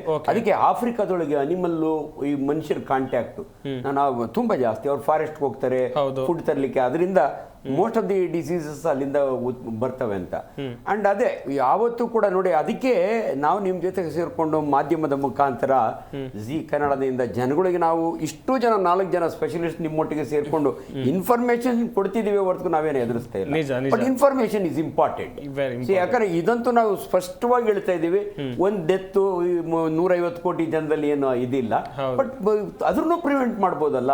ಬಟ್ ಕೋವಿಡ್ ಟೈಮ್ನಲ್ಲಿ ನಿಜವಾಗ್ಲೂ ಜನ ನೆಗ್ಲೆಕ್ಟ್ ಮಾಡಿದ್ರು, ಅದಕ್ಕೆ ಅಷ್ಟೊಂದೆಲ್ಲ ಅವಂತರ. ಅಂಡ್ ನಾವೆಲ್ಲ ಒಂದ್ ಕಡೆ ಮೇಡಮ್ ಆ ಪದ ಯೂಸ್ ಮಾಡಿದ್ರು, ಪ್ಯಾಂಡೆಮಿಕ್ ಕಾಯಿಲೆಗಳು ಒನ್ಸ್ ಇನ್ 40 years 50 years. ನಾವು ಲಾಸ್ಟ್ ಪ್ಯಾಂಡೆಮಿಕ್ ಅಂದ್ರೆ ನಮ್ಮಲ್ಲಿ ಮೆಡಿಕಲ್ ಟರ್ಮಿನಾಲಜಿಗಳು ತುಂಬಾ ಚೆನ್ನಾಗಿರ್ತವೆ. ಎಂಡೆಮಿಕ್ ಬೇರೆ, ಸ್ಪೊರಾಡಿಕ್ ಬೇರೆ. ಪ್ಯಾಂಡೆಮಿಕ್ ಅಂದ್ರೆ ಒಂದು ದೇಶದಲ್ಲಿ ಶುರುವಾಗಿ ಇಡೀ ಪ್ರಪಂಚಕ್ಕೆ ಹರಡದ. ಲಾಸ್ಟ್ ಟೈಮ್ 222 ಕಂಟ್ರಿಗೆ ಹರಡಿದಂಥ ಕೋವಿಡ್ ಅದು ಒನ್ಸ್ ಇನ್ 35 to 40. ನಾನು 40 ವರ್ಷ ಆಯ್ತು MBBS ಮಾಡಿ, ನಾ ಯಾವ ಪ್ಯಾಂಡೆಮಿಕ್ ನೋಡಿರಲಿಲ್ಲ. ಬಟ್ ನಾವು ಕೇಳಿದ್ದು MBBS ಹೋದವಾಗ, ಹಿಂದೆ ಇನ್ಫ್ಲೂಯೆನ್ಸಾ ವೈರಸ್ ಫಸ್ಟ್ ವರ್ಲ್ಡ್ ಸಮಯದಲ್ಲಿ ಬಂದು ಅರ್ಧ ಯುರೋಪ್ನೇ ವಾಶ್ ಔಟ್ ಮಾಡಿತ್ತು. ಸೊ ಆ ಪ್ಯಾಂಡೆಮಿಕ್ ಬಗ್ಗೆ ನಾವು ಸಾಕಷ್ಟು ಇನ್ಫಾರ್ಮೇಶನ್ ಕೊಟ್ಟರು ಕೂಡ ಜನ ನೀವು ಹೇಳ್ದಂಗೆ ಏನಾಗಲ್ಲ ಬಿಡು ಅನ್ನೋ ತರ ನೆಗ್ಲೆಕ್ಟ್ ಮಾಡಿ ಅದರ ಎಫೆಕ್ಟ್ ನಾವು ಅನುಭವಿಸ್ದು. ಸೊ ಇದೇನು ಅಂತ ಡೇಂಜರಸ್ ಕಾಯಿಲೆ ಅಲ್ದಿದ್ರು ಕೂಡ ಈ ಬುದ್ಧಿ ಕಲಿಸ್ದಂಗೆ ಆಗುತ್ತೆ. ವೈರಸ್ ಅಂದ್ರೆ ಹಿಂಗೆ, ವೈರಸ್ ಇಂದ ನಾವು ಹೆಂಗೆ ತಪ್ಪಿಸ್ಕೋಬೇಕು, ಹೆಂಗೆ ಬೇರೆಯವ್ರಿಗೆ ಸ್ಪ್ರೆಡ್, ಆ ರೀತಿಯ ಇನ್ಫಾರ್ಮೇಶನ್ ಡೆಫಿನೆಟ್ಲಿ ಜನಗಳಿಗೆ ಭಾಳ. ಆಮೇಲೆ ನ್ಯೂಟ್ರಿಷನ್ ಆಲ್ಸೋ ನಾವೆಲ್ಲರೂ ಹೇಳ್ದು, ಎಲ್ಲಿ ನಮ್ಮ ಆರೋಗ್ಯ ಚೆನ್ನಾಗಿರುತ್ತಲ್ಲ, ಕಾಯಿಲೆಗಳು ಆಫ್ರಿಕನ್ಸ್ ಪಾಪ ಅವ್ರಿಗೆ ಪೂರ್ ನ್ಯೂಟ್ರಿಷನ್, ಮ್ಯಾರಸ್ಮಸ್ಸು, ಕ್ವಾಶಿಯಾರ್ಕರ್ ಅವೆಲ್ಲ ಅಂತೀವಿ ನಾವು. ಅಂಡ್ ಇನ್ನೊಂದು ಹೇಳ್ತೀನಿ, compare to Americans are rich peoples, compare to us. ಯಾಕೆ ಅವ್ರಿಗೆ ತಡ್ಕೊಳಕ್ ಆಗಲ್ಲ ಅಂದ್ರೆ, ನಮ್ಮಲ್ಲಿ ಒಂದು ಗಾದೆಯ ಮಾತಿದೆ, ನಾವು we are expose to all these viruses. ಅದಕ್ಕೆ ಕನ್ನಡದಲ್ಲಿ ಒಂದು ಗಾದೆ ಇದೆ, ಬೀದಿ ಮಕ್ಕಳು ಬೆಳ್ಕೊಂಡೋದು, ಕೋಣೆ ಮಕ್ಕಳು ಕೊಳ್ತ್ಕೊಂಡೋದು ಅಂತಾರೆ ಹಳ್ಳಿ ಕಡೆ. ಅಂದ್ರೆ ಚಿಕ್ಕ ಹುಡುಗರಿಂದ ನಾವು ಈ ರೀತಿಯ ವೈರಸಸ್ ಬ್ಯಾಕ್ಟೀರಿಯಾಗೆ ಎಕ್ಸ್ಪೋಸ್ ಆಗಿ ನಾನು ನೋಡಿದೀನಿ ಸ್ಮಾಲ್ ಪಾಕ್ಸ್ ನಮ್ಮ ಊರಿನಾಗೆಲ್ಲ ಎಲ್ಲ ಬಂದು ವ್ಯಾಕ್ಸಿನೇಷನ್ ಹಾಕಿದ್ದು, ನಾವೆಲ್ಲ ಹಾಕ್ಸ್ಕೊಂಡಿದ್ದು, and we were expose. So ಹಂಗಾಗಿ ನ್ಯಾಚುರಲ್ ಇಮ್ಯುನಿಟಿ ನಮಗೆ ಬಂತು. ಅದೇ ಯುರೋಪಿಯನ್ ಕಂಟ್ರೀಸ್ಗೆ, ಅಮೆರಿಕನ್ ಕಂಟ್ರಿ ಎಲ್ಲಿ ಸೊಫಿಸ್ಟಿಕೇಶನ್ ಜಾಸ್ತಿ ಇರುತ್ತಲ್ಲ, they are not expose to natural elements ಇವಕ್ಕೆಲ್ಲ. ಸೊ ಆ ದೃಷ್ಟಿಯಲ್ಲಿ ನಾವು Indians we are lucky. So ಹಂಗಾಗಿ ನಮ್ಮ ದೇಶ ಇಡೀ ಪ್ರಪಂಚಕ್ಕೆ ವ್ಯಾಕ್ಸಿನ್ ಸಪ್ಲೈ ಮಾಡೋಂಥ ಕೆಪಾಸಿಟಿ ಇರೋದು ಅಂದ್ರೆ we are proud of our scientist. ಖಂಡಿತ. ಹಂಗಾಗಿ ಈ ವಿಚಾರ ಬಹಳ ಇಂಪಾರ್ಟೆಂಟ್. ಒಂದು ಪಾಯಿಂಟ್ ಹೇಳಲಿಕ್ಕೆ ಇಷ್ಟಪಡ್ತೀನಿ. Yes sir. ಈಗ ನಮಗೆ ಭಯ ಎಲ್ಲಿ ಅಂದರೆ, ಈಗ ನಂಬರ್ಸ್ ವಾಲ್ಯೂಮ್ ಜಾಸ್ತಿ ಆಗ್ತದಲ್ಲ, ಈಗ ವಾಲ್ಯೂಮ್ ಜಾಸ್ತಿ ಆದಾಗ normal health care providing capacity ಏನಿರ್ತದೆ, ಅವ್ರೇನು ಮಾಡ್ತಾರೆ, ಈಗ ಒಂದು ಮಗುಗಾಯ್ತು ಅಂತ ತಿಳ್ಕೊಳ್ಳಿ, ಕನ್ಸರ್ನ್ ಪೇರೆಂಟ್ಸಿಗೆ ಅವ್ರೇನು ಮಾಡ್ತಾರೆ, they reach to the hospital. So ಆ ಥರ 10 ಮಕ್ಕಳು ಹಾಸ್ಪಿಟ್ಲಿಗೆ ಹೋದು, 20 ಮಕ್ಕಳು ಹೋದು. ಸೊ ಅವಾಗ ಏನಾಗುತ್ತೆ, ಆ volume will collapse the health care system. ಅಂದರೆ ಈಗ ಜ್ವರ, ಶೀತ, ಕೆಮ್ಮು ಅಷ್ಟೇ ಇರಲಿ, ಏನೂ ಆಗದೆ ಇರ್ಬೋದು, ಬಟ್ ಏನು ಮಾಡ್ತಾರೆ, ರೀಚಬಿಲಿಟಿ ಟು ದ ಹಾಸ್ಪಿಟಲ್. ಅವಾಗ normal elective surgery will get affected, emergency heart attack, stroke care, so bed occupancy ಬೇರೆ ಪೇಷಂಟು, ಈಗ ಸಿಂಪ್ಟಮ್ಸೇ ಇರಲ್ಲ, but they don't want to take risk ಅಲ್ಲ, ಹೋಗ್ಬಿಟ್ಟು ಇಲ್ಲ ನಾವು ಹೆಂಗಾರು ಆಗಲಿ ಅಡ್ಮಿಟ್ ಮಾಡ್ತೀವಿ ಅಂತ. ಸೊ ಈ ಬರ್ಡನ್ ಇನ್ಕ್ರೀಸ್ ಆಯಿತು ಅಟ್ ಸರ್ಟನ್ ಲೆವೆಲ್, ಆ ವಾಲ್ಯೂಮ್ ನಂಬರ್ಸ್ ಜಾಸ್ತಿ ಆಯಿತು ಅಂದರೆ it will collapse the health care system. ಅದು ಭಯ ನಮಗೆ. ತಜ್ಞ ವೈದ್ಯರು ಸಾಕಷ್ಟು ಮಾಹಿತಿಯನ್ನು ಕೊಟ್ಟರು. ಸದ್ಯ ಆತಂಕಕ್ಕೆ ಕಾರಣವಾಗಿರೋದು ಭಾರತದಲ್ಲಿ ದಾಖಲಾಗಿರುವಂಥ ಒಂದೇ ಒಂದು ಪ್ರಕರಣ, ಆತ ಬೇರೆ ದೇಶದಿಂದ ಬಂದಿದ್ದ ಎನ್ನುವಂಥದ್ದು. ಸದ್ಯ ಆತನನ್ನು ಪ್ರತ್ಯೇಕವಾಗಿ ಇಡಲಾಗಿದೆ. ಮುಂದಿನ ಹಂತದಲ್ಲಿ ಸಾಕಷ್ಟು ಏರ್ಪೋರ್ಟ್ಗಳಲ್ಲೂ ಕೂಡ ತಪಾಸಣೆ ಮಾಡಬೇಕಾದಂಥ ಅನಿವಾರ್ಯತೆ ಇದೆ. ಅದು ಕೂಡ ಆಫ್ರಿಕಾ ಖಂಡದಿಂದ ಯಾರು ಬರ್ತಾರೆ ಅವರನ್ನು ತಪಾಸಣೆ ಮಾಡಿ ಭಾರತದೊಳಗೆ ಬಿಡ್ತಾರಾ, ಏನಿದು ಎಂಪಾಕ್ಸ್ ಹೆಂಗೆ ಹರಡುತ್ತೆ, ಯಾವ ರೀತಿಯಾಗಿ ಬರುತ್ತೆ, ಬಂದರೆ ಯಾವ ರೀತಿಯಾದಂಥ ಟ್ರೀಟ್ಮೆಂಟ್, ಎಲ್ಲ ವಿಚಾರದ ಕುರಿತು ನಮ್ಮ ತಜ್ಞರು ಮಾಹಿತಿಯನ್ನು ಕೊಡ್ತಾ ಇದ್ರು. ಹಾಗೆಯೇ ಪವನ್ ಸರ್, ಪ್ರತಿಯೊಂದು ಸೋಂಕುಗಳು ಬಂದಾಗ ಎಲ್ಲರೂ ಎಚ್ಚೆತ್ಕೊಳ್ಳಿ ಅಂತ ಹೇಳಿದಂಥ ಸಂದರ್ಭದಲ್ಲಿ ಗರ್ಭಿಣಿಯರು ಮತ್ತು ಚಿಕ್ಕ ಪುಟ್ಟ ಮಕ್ಕಳು, ವೃದ್ಧರು ಸಾಕಷ್ಟು ಎಚ್ಚರಿಕೆಯಿಂದ ಇರಿ ಅಂತ ಹೇಳ್ತಾರೆ. ಈ ಎಂಪಾಕ್ಸ್ ವಿಚಾರದಲ್ಲಿ ಗಮನಿಸ್ತಾ ಹೋಗೋದಾದ್ರೆ ಸರ್, ಅವರು ಎಷ್ಟು ಎಚ್ಚರಿಕೆಯಿಂದ ಇರಬೇಕು ಅಂತೇಳಿ? ನೋಡಿ, ಈ ವೈರಲ್ ಡಿಸೀಸ್ಗಳು ಯೂಶಲಿ ಅಫೆಕ್ಟ್ ಮಾಡತಕ್ಕಂಥದ್ದು ಯಾರಲ್ಲಿ ಇಮ್ಯುನಿಟಿ ಕಮ್ಮಿ ಇದೆ ಅಂತವರಲ್ಲೇ ಜಾಸ್ತಿ. ಈ ಎಂಪಾಕ್ಸ್ ಕೂಡ ಅದೇ ರೀತಿಯಾಗಿ ನಾನು ಈಗಾಗಲೇ ಹೇಳಿದಾಗೆ ಈ ಗರ್ಭಿಣಿಯರು, ಮಕ್ಕಳು, ಎಸ್ಪೆಷಲಿ ಯಾರು ತುಂಬಾ ಮಾಲ್ ನರಿಶ್ಮೆಂಟ್ ಇರುತ್ತೆ ಅಂತಹ ಮಕ್ಕಳು ಹಾಗೂ ವೃದ್ಧರು, ಸೊ ಅಂತವರಲ್ಲೂ ಕೂಡ ಇಮ್ಯುನಿಟಿ ಕಮ್ಮಿ ಇರುತ್ತೆ. ಆಮೇಲೆ ಈ ಕೋಮಾರ್ಬಿಡಿಟೀಸ್ ಇರ್ತಕ್ಕಂಥವ್ರು, ಈ ಕೋಮಾರ್ಬಿಡಿಟೀಸ್ ಇರ್ತಕ್ಕಂಥವ್ರು ಅಂದ್ರೆ ಡಯಾಬಿಟಿಸ್ ಇರ್ಬೋದು, ಹೈಪರ್ ಟೆನ್ಷನ್, ರೀನಲ್ ಡಿಸೀಸು ಅಥವಾ ಹಾರ್ಟ್ ಡಿಸೀಸು, ಲಿವರ್ ಡಿಸೀಸು, ಕ್ಯಾನ್ಸರ್ಗಳು, TB, ಸೊ ಅಥವಾ ಈ ಅಸ್ತಮಾ, ಸೊ ಇವರೆಲ್ಲರಿಗೂ ಕೂಡ ಏನಂದ್ರೆ ಸ್ವಲ್ಪ ಇಮ್ಯುನಿಟಿ ಕಮ್ಮಿ ಇರುತ್ತೆ. ಸೊ ಅಂತವರಲ್ಲಿ ಒಂದು ಇವ್ರಿಗೆ ಡಿಸೀಸ್ ಬೇಗನೆ ಅಟ್ಯಾಕ್ ಆಗುತ್ತೆ, ಇನ್ನೊಂದು ಸಿವಿಯರಿಟಿ ಕೂಡ ಜಾಸ್ತಿ ಆಗುವಂತ ಚಾನ್ಸಸ್ ಇರುತ್ತೆ. ಈ ಕೋಮಾರ್ಬಿಡಿಟೀಸ್ ಇದ್ದಾಗ ನಮ್ಗೆ ಯಾವ್ಯಾವ ಆರ್ಗನ್ಸ್ ಎಲ್ಲ ಡ್ಯಾಮೇಜ್ ಆಗಿರುತ್ತೆ ಗೊತ್ತಾಗಲ್ಲ. ನಾವು ಅದನ್ನ ನೋಡ್ತಾ ಹೋಗ್ತಿದ್ದಂಗೆ ಆ ಪೇಷಂಟ್ ಸಿವಿಯರಿಟಿ ಕೂಡ ಅದ್ರ ಮೇಲೆ ಡಿಪೆಂಡ್ ಆಗುತ್ತೆ. ಸೊ ಹಾಗಾಗಿ ನಾವು ಎಲ್ಲರಿಗೂ ಕೂಡ ಬರುವಂತ ಪೇಷಂಟ್ಗಳಲ್ಲಿ, ಎಸ್ಪೆಷಲಿ ನಾವು ಕೋವಿಡ್ ಟೈಮಲ್ಲಿ ಸಾಕಷ್ಟು ಈ ತರ ಕೇಸ್ಗಳು ನೋಡಿದ್ವಿ. ಸುಮಾರು ಜನ ಮೆಡಿಸಿನ್ಸ್ ಎಲ್ಲ ಬಿಟ್ಬಿಟ್ಟಿರ್ತಾರೆ. ಕ್ರಾನಿಕ್ ಕಂಡೀಷನ್ ಇರ್ತಕ್ಕಂಥವ್ರೆಲ್ಲ ಮೆಡಿಸಿನ್ ಬಿಟ್ಬಿಟ್ಟು ಅವರೇ ಮನೆ ವೈದ್ಯ ಮಾಡ್ಕೊಳ್ಳೋದು. ಆಮೇಲೆ ಇನ್ನೊಂದು, ಯಾರಿಗೆ ಒಂದು ಫೀವರ್ ಬಂದಾಗ ಸುಮ್ಮನೆ ಓವರ್ ದ ಕೌಂಟರ್ ಆಂಟಿಬಯೋಟಿಕ್ಸ್ ತಗೊಂಡು ಹೋಗ್ತಾ ಇರ್ತಾರೆ. ನಾವು ಸಾಕಷ್ಟು ಜನಕ್ಕೆ ಅದಕ್ಕೆ ಹೇಳಿದೀವಿ, ಸೆಲ್ಫ್ ಮೆಡಿಕೇಶನ್ ಮಾಡ್ಕೋಬೇಡಿ. ಸಿಂಪ್ಟಮ್ಯಾಟಿಕ್ ಟ್ರೀಟ್ಮೆಂಟ್ ಅಂದ್ರೆ ಏನು, ಈಗ ಜ್ವರ ಬಂತು ಅಂದ್ರೆ ಪ್ಯಾರಾಸಿಟಮಾಲ್ ತಗೊಳ್ಳಿ, ಅದ್ರಲ್ಲಿ ಕಮ್ಮಿ ಆಗ್ಲಿಲ್ಲ ಬಂದು ವೈದ್ಯರಲ್ಲಿ ತೋರಿಸ್ಕೊಳ್ಳಿ. ಸೊ ಆಗ ನಮ್ಗೆ ಯಾವ್ದಕ್ಕೆ ಆಂಟಿಬಯೋಟಿಕ್ ಕೊಡಬೇಕು, ಯಾವ್ದಕ್ಕೆ ಕೊಡಬಾರದು ಕರೆಕ್ಟ್ ಆಗಿರುತ್ತೆ. ಈಗ ನೋಡಿ, ವೈರಲ್ ಡಿಸೀಸ್ ಬಂತು, ಆಂಟಿಬಯೋಟಿಕ್ಸ್ ತಗೊಂಡ್ರೆ ನಮ್ಗೆ ಮುಂದೆ ಆಂಟಿಬಯೋಟಿಕ್ಸ್ ರೆಸಿಸ್ಟೆನ್ಸ್ ಬಂದ್ರೆ ಬೇರೆ ಬ್ಯಾಕ್ಟೀರಿಯಲ್ ಇನ್ಫೆಕ್ಷನ್ಗಳಿಗೆ ನಮ್ಗೆ ಕೊಡೋದಕ್ಕೆ ಆಂಟಿಬಯೋಟಿಕ್ಸ್ ಇರೋದಿಲ್ಲ. ಸೊ ಹಾಗಾಗಿ ನಾವು ಇದನ್ನ ತುಂಬಾ ಹುಷಾರಾಗಿ ನಾವು ಮೆಡಿಸಿನ್ಸ್ ಅನ್ನ ಯೂಸ್ ಮಾಡಬೇಕಾಗುತ್ತೆ. ಜುಡಿಷಿಯಸ್ ಯೂಸ್ ಆಫ್ ಮೆಡಿಸಿನ್ಸ್ ಅಂತ ಹೇಳ್ತೀವಿ, ಎಸ್ಪೆಷಲಿ ಆಂಟಿಬಯೋಟಿಕ್ಸ್. ಸೊ ಪೇಷಂಟ್ಗಳು ಕೂಡ ತಮ್ಮ ಇಮ್ಯುನಿಟಿಯನ್ನ ಇಂಪ್ರೂವ್ ಮಾಡೋದ್ರ ಕಡೆ ಗಮನ ಹರಿಸ್ಬೇಕು. ಎಸ್ಪೆಷಲಿ ಈಗ ಯಾರಿಗೆ ಮನೆಯಲ್ಲಿ ಫೀವರ್, ಕಾಫ್, ಕೋಲ್ಡ್ ಇವೆಲ್ಲ ಒಂದು ವೈರಲ್ ಇದ್ದಾಗ ಅದರಲ್ಲಿ ಗರ್ಭಿಣಿಯರಿದ್ರು ಅಥವಾ ಮಕ್ಕಳಿದ್ರು ಅಥವಾ ಈ ಕೋಮಾರ್ಬಿಡಿಟೀಸ್ ಇರ್ತಕ್ಕಂಥವ್ರು ಐಸೋಲೇಟ್ ಆಗ್ಬೇಕಾಗತ್ತೆ. ಈ ಫೀವರ್ ಬಂದಿರತಕ್ಕಂಥವ್ರು ಕೂಡ ಐಸೋಲೇಟ್ ಆಗ್ಬೇಕಾಗತ್ತೆ. ಅವರು ಸಿಂಪ್ಟಮ್ಯಾಟಿಕ್ ಟ್ರೀಟ್ಮೆಂಟ್ ಅನ್ನ ತೆಗೆದುಕೊಂಡು ಸೋಷಿಯಲ್ ಡಿಸ್ಟೆನ್ಸ್ ಅನ್ನ ಮೇಂಟೈನ್ ಮಾಡಿ, ಒಂದು ಮಾಸ್ಕ್ ಅನ್ನ ಹಾಕೊಂಡು, ಹ್ಯಾಂಡ್ ಹೈಜಿನ್ ಪ್ರಾಪರ್ ಆಗಿ ಮೇಂಟೈನ್ ಮಾಡಿಕೊಂಡು ಈ ಡಿಸೀಸ್ ಅನ್ನ ಒಬ್ಬರಿಂದ ಒಬ್ಬರಿಗೆ ಸ್ಪ್ರೆಡ್ ಆಗೋದನ್ನ ತಡಿಬೇಕಾಗುತ್ತೆ. ಇನ್ನೊಂದು, ಇಮ್ಯುನಿಟಿ ಯಾವ ರೀತಿಯಾಗಿ ಬೂಸ್ಟ್ ಮಾಡ್ಕೊಳ್ಳೋದು ನೋಡಿ, ಸಿಂಪಲ್ ಇದು. ಯಾವುದೇ ಒಂದು ವೈರಲ್ ಫೀವರ್ ಬಂದಾಗ ಹೈಡ್ರೇಷನ್ ಚೆನ್ನಾಗಿ ಮೇಂಟೈನ್ ಮಾಡ್ಬೇಕು. ಅಂದ್ರೆ ದೇಹದಲ್ಲಿ ನೀರಿನ ಅಂಶ ಚೆನ್ನಾಗಿದ್ರೆ ಆದಷ್ಟು ಡಿಸೀಸ್ಗಳು ಜಾಸ್ತಿ ಬರೋದಿಲ್ಲ ಹಾಗೂ ಸಿವಿಯರಿಟಿ ಕೂಡ ಆಗೋದಿಲ್ಲ. ನೀವು ಎಲ್ಲಾ ವೈರಲ್ ಫೀವರ್ ಗಳಲ್ಲಿ ನೋಡಿ, ಡಿಹೈಡ್ರೇಷನ್ ಆಯ್ತು ಅಂತಂದ್ರೆ severity of the disease will be more, ಅಂದ್ರೆ ಕಾಂಪ್ಲಿಕೇಶನ್ಸ್ ಆಗ್ತಕ್ಕಂಥದ್ದು ತುಂಬಾ ಜಾಸ್ತಿ. ಹಾಗಾಗಿ ಯಾರೇ ಆಗ್ಲಿ ಹೈಡ್ರೇಷನ್ ಚೆನ್ನಾಗಿ ಮೇಂಟೈನ್ ಮಾಡಬೇಕು, ನೀರನ್ನ ಚೆನ್ನಾಗಿ ಸೇವಿಸ್ಬೇಕು. ಅದರ ಜೊತೆಗೇನೆ ಎಸ್ಪೆಷಲಿ ಫ್ರೂಟ್ಸ್, ಅದರಲ್ಲಿ ಆಂಟಿ ಆಕ್ಸಿಡೆಂಟ್ಸ್, ವೈಟಮಿನ್ ಸಿ ಇವೆಲ್ಲ ತುಂಬಾ ರಿಚ್ ಆಗಿರ್ತಕ್ಕಂಥ ಫ್ರೂಟ್ ಜ್ಯೂಸಸ್ ಚೆನ್ನಾಗಿ ಸೇವಿಸಬೇಕು. ಈಗ ನಮ್ಗೆ ಸಿಟ್ರಿಕ್ ಫ್ರೂಟ್ಸ್ ಹೇಳ್ತೀವಿ, ನಿಂಬೆಹಣ್ಣು ಇರ್ಬೋದು, ಮೂಸಂಬಿ ಇರ್ಬೋದು, ಆರೆಂಜ್ ಇರ್ಬೋದು, ಅಥವಾ ಬೇರೆ ಫ್ರೂಟ್ಸ್ ಲೈಕ್ ಆಪಲ್, ದಾಳಿಂಬೆ, ಪಪ್ಪಾಯ, ಕಿವಿ ಫ್ರೂಟ್ ನೋಡಿ, ಸಾಕಷ್ಟು ಹಣ್ಣುಗಳಿದಾವೆ. ಇವರೆಲ್ಲ ಕೂಡ ಆಂಟಿ ಆಕ್ಸಿಡೆಂಟ್ಸ್ ಮತ್ತೆ ವೈಟಮಿನ್. ಬರೀ ಜ್ವರ ಬಂದಾಗ ಮಾತ್ರ ಈ ಹಣ್ಣುಗಳನ್ನ ಸೇವನೆ ಮಾಡೋದಲ್ಲ, ನಾವು ಡೈಲಿ ದಿನನಿತ್ಯ ನಮ್ಮ ಊಟದಲ್ಲಿ 50% ತರಕಾರಿ ಹಣ್ಣುಗಳಿರ್ಬೇಕು. ಸೊ ಆಗ ನಮ್ಗೆ ಬೇಕಾಗ್ತಕ್ಕಂತ ಈ ಆಂಟಿ ಆಕ್ಸಿಡೆಂಟ್ಸ್ ಇರ್ಬೋದು, ಅಥವಾ ವೈಟಮಿನ್ಸ್ ಇರ್ಬೋದು, ಮಿನರಲ್ಸ್ ಇರ್ಬೋದು, ಹಾಗೂ ಆಂಟಿ ಆಕ್ಸಿಡೆಂಟ್ಸ್ ಇವೆಲ್ಲ ಸಾಕಷ್ಟು ಮಟ್ಟದಲ್ಲಿ ಸಿಗುತ್ತೆ. So over the period of time ನಮ್ಗೆ ನಮ್ಮ ದೇಹದ ಒಂದು ಇಮ್ಯುನಿಟಿ ಇಂಪ್ರೂವ್ ಆಗುತ್ತೆ. ಅದರಲ್ಲೂ ನಾನೀಗ ಹೇಳಿದ್ದು ತುಂಬಾ ಹೈ ರಿಸ್ಕ್ ಗ್ರೂಪ್ ಏನಿದೆ, ಪ್ರೆಗ್ನೆನ್ಸಿ ಇರ್ಬೋದು, ಮಕ್ಕಳು ಇರ್ಬೋದು, ವೃದ್ಧರು, ಕೋಮಾರ್ಬಿಡಿಟೀಸ್ ಇರ್ತಕ್ಕಂಥವ್ರು, ಇವನ್ ಆಯಾ ಕಾಯಿಲೆಗಳ ಅನುಗುಣವಾಗಿ ಏನೇನು ಸೇವಿಸಬಹುದು ಅದನ್ನೆಲ್ಲ ಕೂಡ ಅವರು ರೆಗ್ಯುಲರ್ ಆಗಿ ಸೇವಿಸಿ ತಮ್ಮ ಒಂದು ಇಮ್ಯುನಿಟಿಯನ್ನ ಇಂಪ್ರೂವ್ ಮಾಡ್ಕೊಂಡಾಗ ಈ ತರದ್ ಯಾವುದೇ ಡಿಸೀಸ್ ಬಂದ್ರು ನಾವು ರೆಡಿ ಇರ್ತೀವಿ, ಅಂದ್ರೆ ನಮ್ಮ ದೇಹ ರೆಡಿ ಇರುತ್ತೆ. ಸೊ ಈ ಡಿಸೀಸ್ ಅನ್ನ ತಡ್ಕೊಂಡು ನಾವ್ ಹೇಳ್ದಂಗೆ ನೋಡಿ, ತುಂಬಾ ಜನಕ್ಕೆ ಮೈಲ್ಡರ್ ಸಿಂಪ್ಟಮ್ಸ್ ಇರುತ್ತೆ. ನಮಗೆ ಈಗ 3 ರಿಂದ 17 ದಿನದಲ್ಲಿ ಯಾವಾಗ ಬೇಕೋ ಕಾಯಿಲೆ ಬರ್ಬೋದು ಇದು ಎಂಪಾಕ್ಸ್, ಆದ್ರೆ 2 to 4 ವೀಕ್ಸ್ ಇರುತ್ತೆ. ನಮ್ಮ ಇಮ್ಯುನಿಟಿ ಚೆನ್ನಾಗಿದ್ರೆ 1 ವಾರದಲ್ಲೇ ಕಮ್ಮಿ ಆಗೋಗುತ್ತೆ. ಇಮ್ಯುನಿಟಿ ಕಮ್ಮಿ ಇದ್ದಾಗ 2 to 4 ವೀಕ್ಸ್ ಆಗ್ಬೋದು, ತುಂಬಾ ಸಿವಿಯರಿಟಿ ಆಗ್ಬೋದು, ನಿಮೋನಿಯಾ ಆಗ್ಬೋದು, ಸೆಪ್ಸಿಸ್ ಆಗ್ಬೋದು, ಎನ್ಕೆಫಲೈಟಿಸ್ ಆಗ್ಬೋದು. ಸೊ ಹೀಗೆ ಕಾಂಪ್ಲಿಕೇಶನ್ಸ್ಗೂ ಹೋಗುವಂತ ಚಾನ್ಸಸ್ ಇರುತ್ತೆ. ಹಾಗಾಗಿ ಪ್ರತಿಯೊಬ್ಬರು ಕೂಡ ತಮ್ಮ ದೇಹವನ್ನ ಚೆನ್ನಾಗಿ ಕಾಪಾಡ್ಕೋಬೇಕು, ಅದು ನಮ್ಮನ್ನ ಮುಂದಿನ ದಿನಗಳಲ್ಲಿ ಕಾಪಾಡುತ್ತೆ. Well sir, well. Divya madam, ಈಗ ಈ ವೈರಸ್ ಅನ್ನ ಒಬ್ಬ ವ್ಯಕ್ತಿಗೆ ಬಂದಿದೆ ಈ ವೈರಸ್ ಅಂತೇಳಿ ಹೇಗೆ ನೋಡೋದು ಅಂತ ಹೇಳಿದ್ರೆ ಟೆಸ್ಟಿಂಗ್ಗಳು ಯಾವ ರೀತಿಯಾಗಿರುತ್ತೆ ಅಂತೇಳಿ? ಈಗ ಕೋವಿಡ್ ಹೆಂಗ್ ಬಂತು, RT-PCR ಟೆಸ್ಟ್, ಇದು ಕೂಡ polymerase chain reaction test, PCR ಟೆಸ್ಟೇ ಇದೆ. ಇದು ಅಟ್ಲೀಸ್ಟ್ 1 or 2 days ಅಲ್ಲಿ ರಿಸಲ್ಟ್ಸ್ ಕೊಡುತ್ತೆ. ಇವಾಗಿನ ಕ್ವಿಕರ್ ರಿಸಲ್ಟ್ಸ್ ಕೊಡುತ್ತೆ. ಸೊ ಮೋಸ್ಟ್ ಆಫ್ ದ ಯಾರಿಗೆ ಬ್ಲಿಸ್ಟರ್ಸ್ ಬಂದಿದೆಯೋ ಅಥವಾ ಸಿಂಪ್ಟಮ್ಸ್ ಏನೇನು ಕೋಲ್ಡ್ ಕಾಫ್, ಎಲ್ಲಾ ಫ್ಲೂನು ಮಂಕಿ ಪಾಕ್ಸ್ ಅಂತ ಕನ್ಸಿಡರ್ ಮಾಡಕ್ಕಾಗೋದಿಲ್ಲ.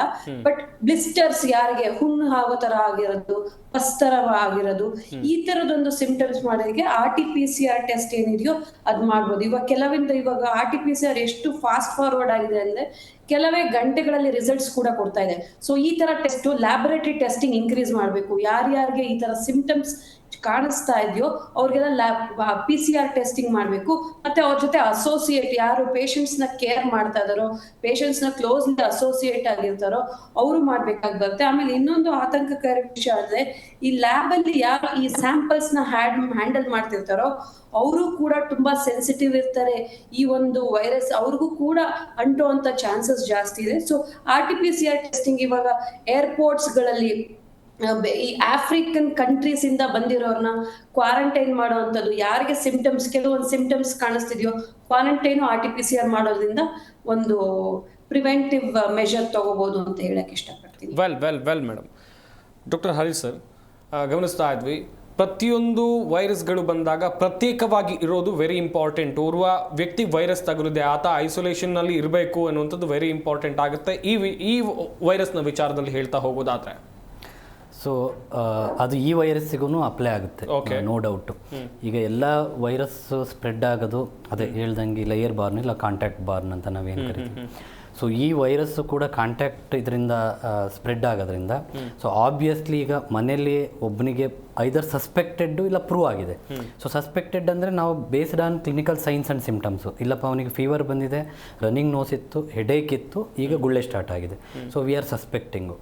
ಅಲ್ಲಿ ಫೀವರ್ ಬಂದು ರ್ಯಾಶ್ ಅಪಿಯರ್ ಆಗ್ತಿದೆ ಅಂದ ತಕ್ಷಣ ಅವ್ರನ್ನ ಐಸೋಲೇಷನ್ ಮಾಡಿ ಇಡೋದು ಬೆಟರ್. ಯಾಕೆಂದರೆ ಕೆಲವೊಂದು ಡಾಟಾ, ಇತ್ತೀಚಿನ ಡಾಟಾ ಅಂದರೆ ರ್ಯಾಶ್ ಬರೋದಕ್ಕೂ ಮುಂಚೆನೇ 4 ದಿನ ಮುಂಚೆನೇ ಅವ್ರು ಇನ್ಫೆಕ್ಟಿವ್ ಆಗಿರ್ತಾರೆ.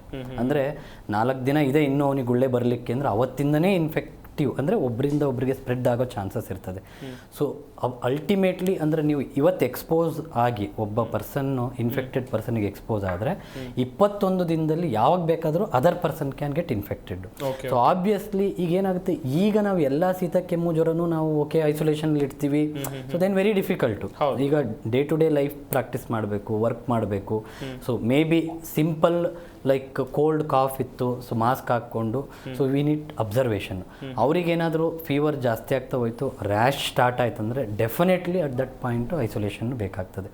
ಸೊ ಆಮೇಲೆ ಸಸೆಪ್ಟೆಬಲ್ ಪಾಪ್ಯುಲೇಷನ್ ನಾವು ಇಷ್ಟ ತನಕ ಹೇಳ್ದು, ಓಕೆ ಪ್ರೆಗ್ನೆನ್ಸಿ, ಆಮೇಲೆ low birth weight, elderly, so comorbid, ಅವ್ರನ್ನ ಫಸ್ಟ್ ಪ್ರೊಟೆಕ್ಟ್ ಮಾಡಬೇಕು. ಈಗ ಆಯಿತು, ಒಂದು ಮನೇಲಿ ಒಂದು 5 ಜನ ಇದ್ದಾರೆ, ಪೇರೆಂಟ್ಸ್ ಇದ್ದಾರೆ, ಮಗು ಇದೆ ಅಂದರೆ, ಸೊ ಹೆಲ್ತಿ ಅಡಲ್ಟ್ಸನ್ನು ಬಿಟ್ಟು ಫಸ್ಟ್ ಥಿಂಗ್ ಯಾವ ಒಂದು ಪರ್ಸನ್ ಇನ್ಫೆಕ್ಷನ್ ಸಸ್ಪಿಷನ್ ಇದೆ ಅವ್ರನ್ನ ಒಂದು ಕಡೆ ಹಾಕಿಬಿಟ್ಟು ಇವ್ರನ್ನ ಅವ್ರ ಜೊತೆ ಲೈಕ್ ಕಾಂಟ್ಯಾಕ್ಟನ್ನು ಪ್ರಿವೆಂಟ್ ಮಾಡಬೇಕು. ಸೊ ಸಸೆಪ್ಟೆಬಲ್ ಪಾಪ್ಯುಲೇಷನನ್ನು ಸೊ ಕಾಂಟ್ಯಾಕ್ಟಿಗೆ ಬರೋದನ್ನು ತಪ್ಪಿಸ್ಬೇಕಾಗುತ್ತೆ. ಸೊ ದೆನ್ ಹಾಸ್ಪಿಟ್ಲಲ್ಲಿ ಸೊ ಆಯಿತು, ಈಗ ಪೇಷಂಟ್ ಒಂದು ಕೆಮ್ಮು ಶೀತ ಜ್ವರ ಅಂತ ಬಂದ್ಬಿಟ್ಟು ಒಂದು ಗುಳ್ಳೆ ಆಯಿತು, ಸೊ ಎಲ್ಲ ಹಾಸ್ಪಿಟಲಲ್ಲೂ ಕೂಡ ಈಗ ಒಂದು ಐಸೋಲೇಷನ್ ವಾರ್ಡ್ ಅಂತ ಇರ್ತದೆ. ಇವನ್ ಅದು ಒಂದು ವೈರಲ್ ಇಟಿಯಾಲಜಿ ಆಗಲಿ ಅಥವಾ ಇಮ್ಯುನೋ ಕಾಂಪ್ರಮೈಸ್, ಇದೀಗ ಏನಾಗ್ತದೆ, ನಾವು ಕೀಮೋಥೆರಪಿ ಅಂತ ಕೊಡ್ತೀವಿ, ಸೊ ಪೇಷಂಟ್ ಬ್ಲಡ್ ಸೆಲ್ ಎಲ್ಲ ಕಮ್ಮಿ ಆಗಿಬಿಡ್ತದೆ, ನ್ಯೂಟ್ರೋಪೆನಿಕ್ ಅಂತ ಕರಿತೀವಿ. ಅವ್ರಿಗೆ ಏನೇ ಇನ್ಫೆಕ್ಷನ್ ಇರಲೇ ಇಲ್ಲ ಅಂದರೂ ಕೂಡ ಅವ್ರನ್ನ ಕಂಟೈನ್ಮೆಂಟ್ ಐಸೋಲೇಷನ್ ಅಂದರೆ ಬೇರೆಯವರಿಂದ ಅವರಿಗೆ ಐಸೋಲೇಷನ್ ಆಗಬಾರ್ದು, ಅದು ಒಂದು ರೀತಿ ಆಫ್ ಐಸೋಲೇಷನ್ನು. ಆ ವ್ಯಕ್ತಿಯಿಂದ ಬೇರೆಯವರಿಗೆ ಇನ್ಫೆಕ್ಷನ್ ಆಗಬಾರ್ದು, ಅದು ಒಂದು ರೀತಿಯಾದ ಐಸೋಲೇಷನ್. ಈ ಒಂದು ವೈರಲ್ ಇಟಿಯಾಲಜಿಲಿ ಎರಡನ್ನೂ ನಾವು ಟೇಕ್ ಕೇರ್ ಮಾಡಬೇಕಾಗುತ್ತೆ. ಸಸೆಪ್ಟೆಬಲ್ ಪಾಪ್ಯುಲೇಷನನ್ನು ಸೆಗ್ರಿಗೇಟ್ ಮಾಡಿ, ಯಾರಿಗಾಗಿದೆ ಅವನನ್ನು ಸೆಗ್ರಿಗೇಟ್ ಮಾಡಿ. ಸೊ ಅದು ಬಟ್ ಯಾವ ಲೆವೆಲಲ್ಲಿ ಮಾಡಬೇಕು, ಈಗ it's A evolving disease, it's a dynamic process.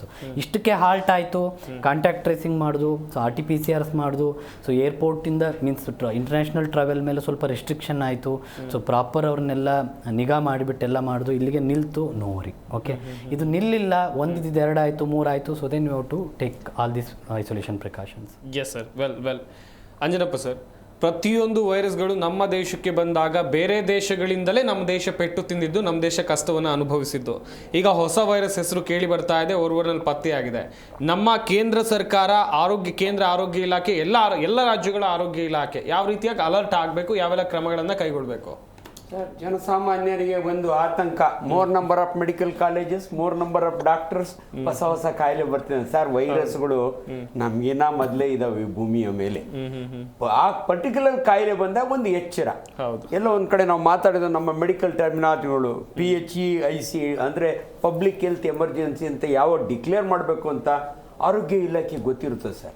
ಅದರಲ್ಲಿ 2 ವೆರೈಟಿ, ಅದು ನಮಗೆ ಡಾಕ್ಟರ್ಗಳಿಗೆ ಗೊತ್ತಾಗುತ್ತೆ, ಬಟ್ ಜನಸಾಮಾನ್ಯರಿಗೆ ಇದನ್ನು ಎಮರ್ಜೆನ್ಸಿ ಅಂತ ಯಾವ ಡಿಕ್ಲೇರ್ ಮಾಡ್ತಾರೆ ಅಂತ ಸರ್ಕಾರ ಅದಕ್ಕೆ ಗೊತ್ತಿರುತ್ತೆ.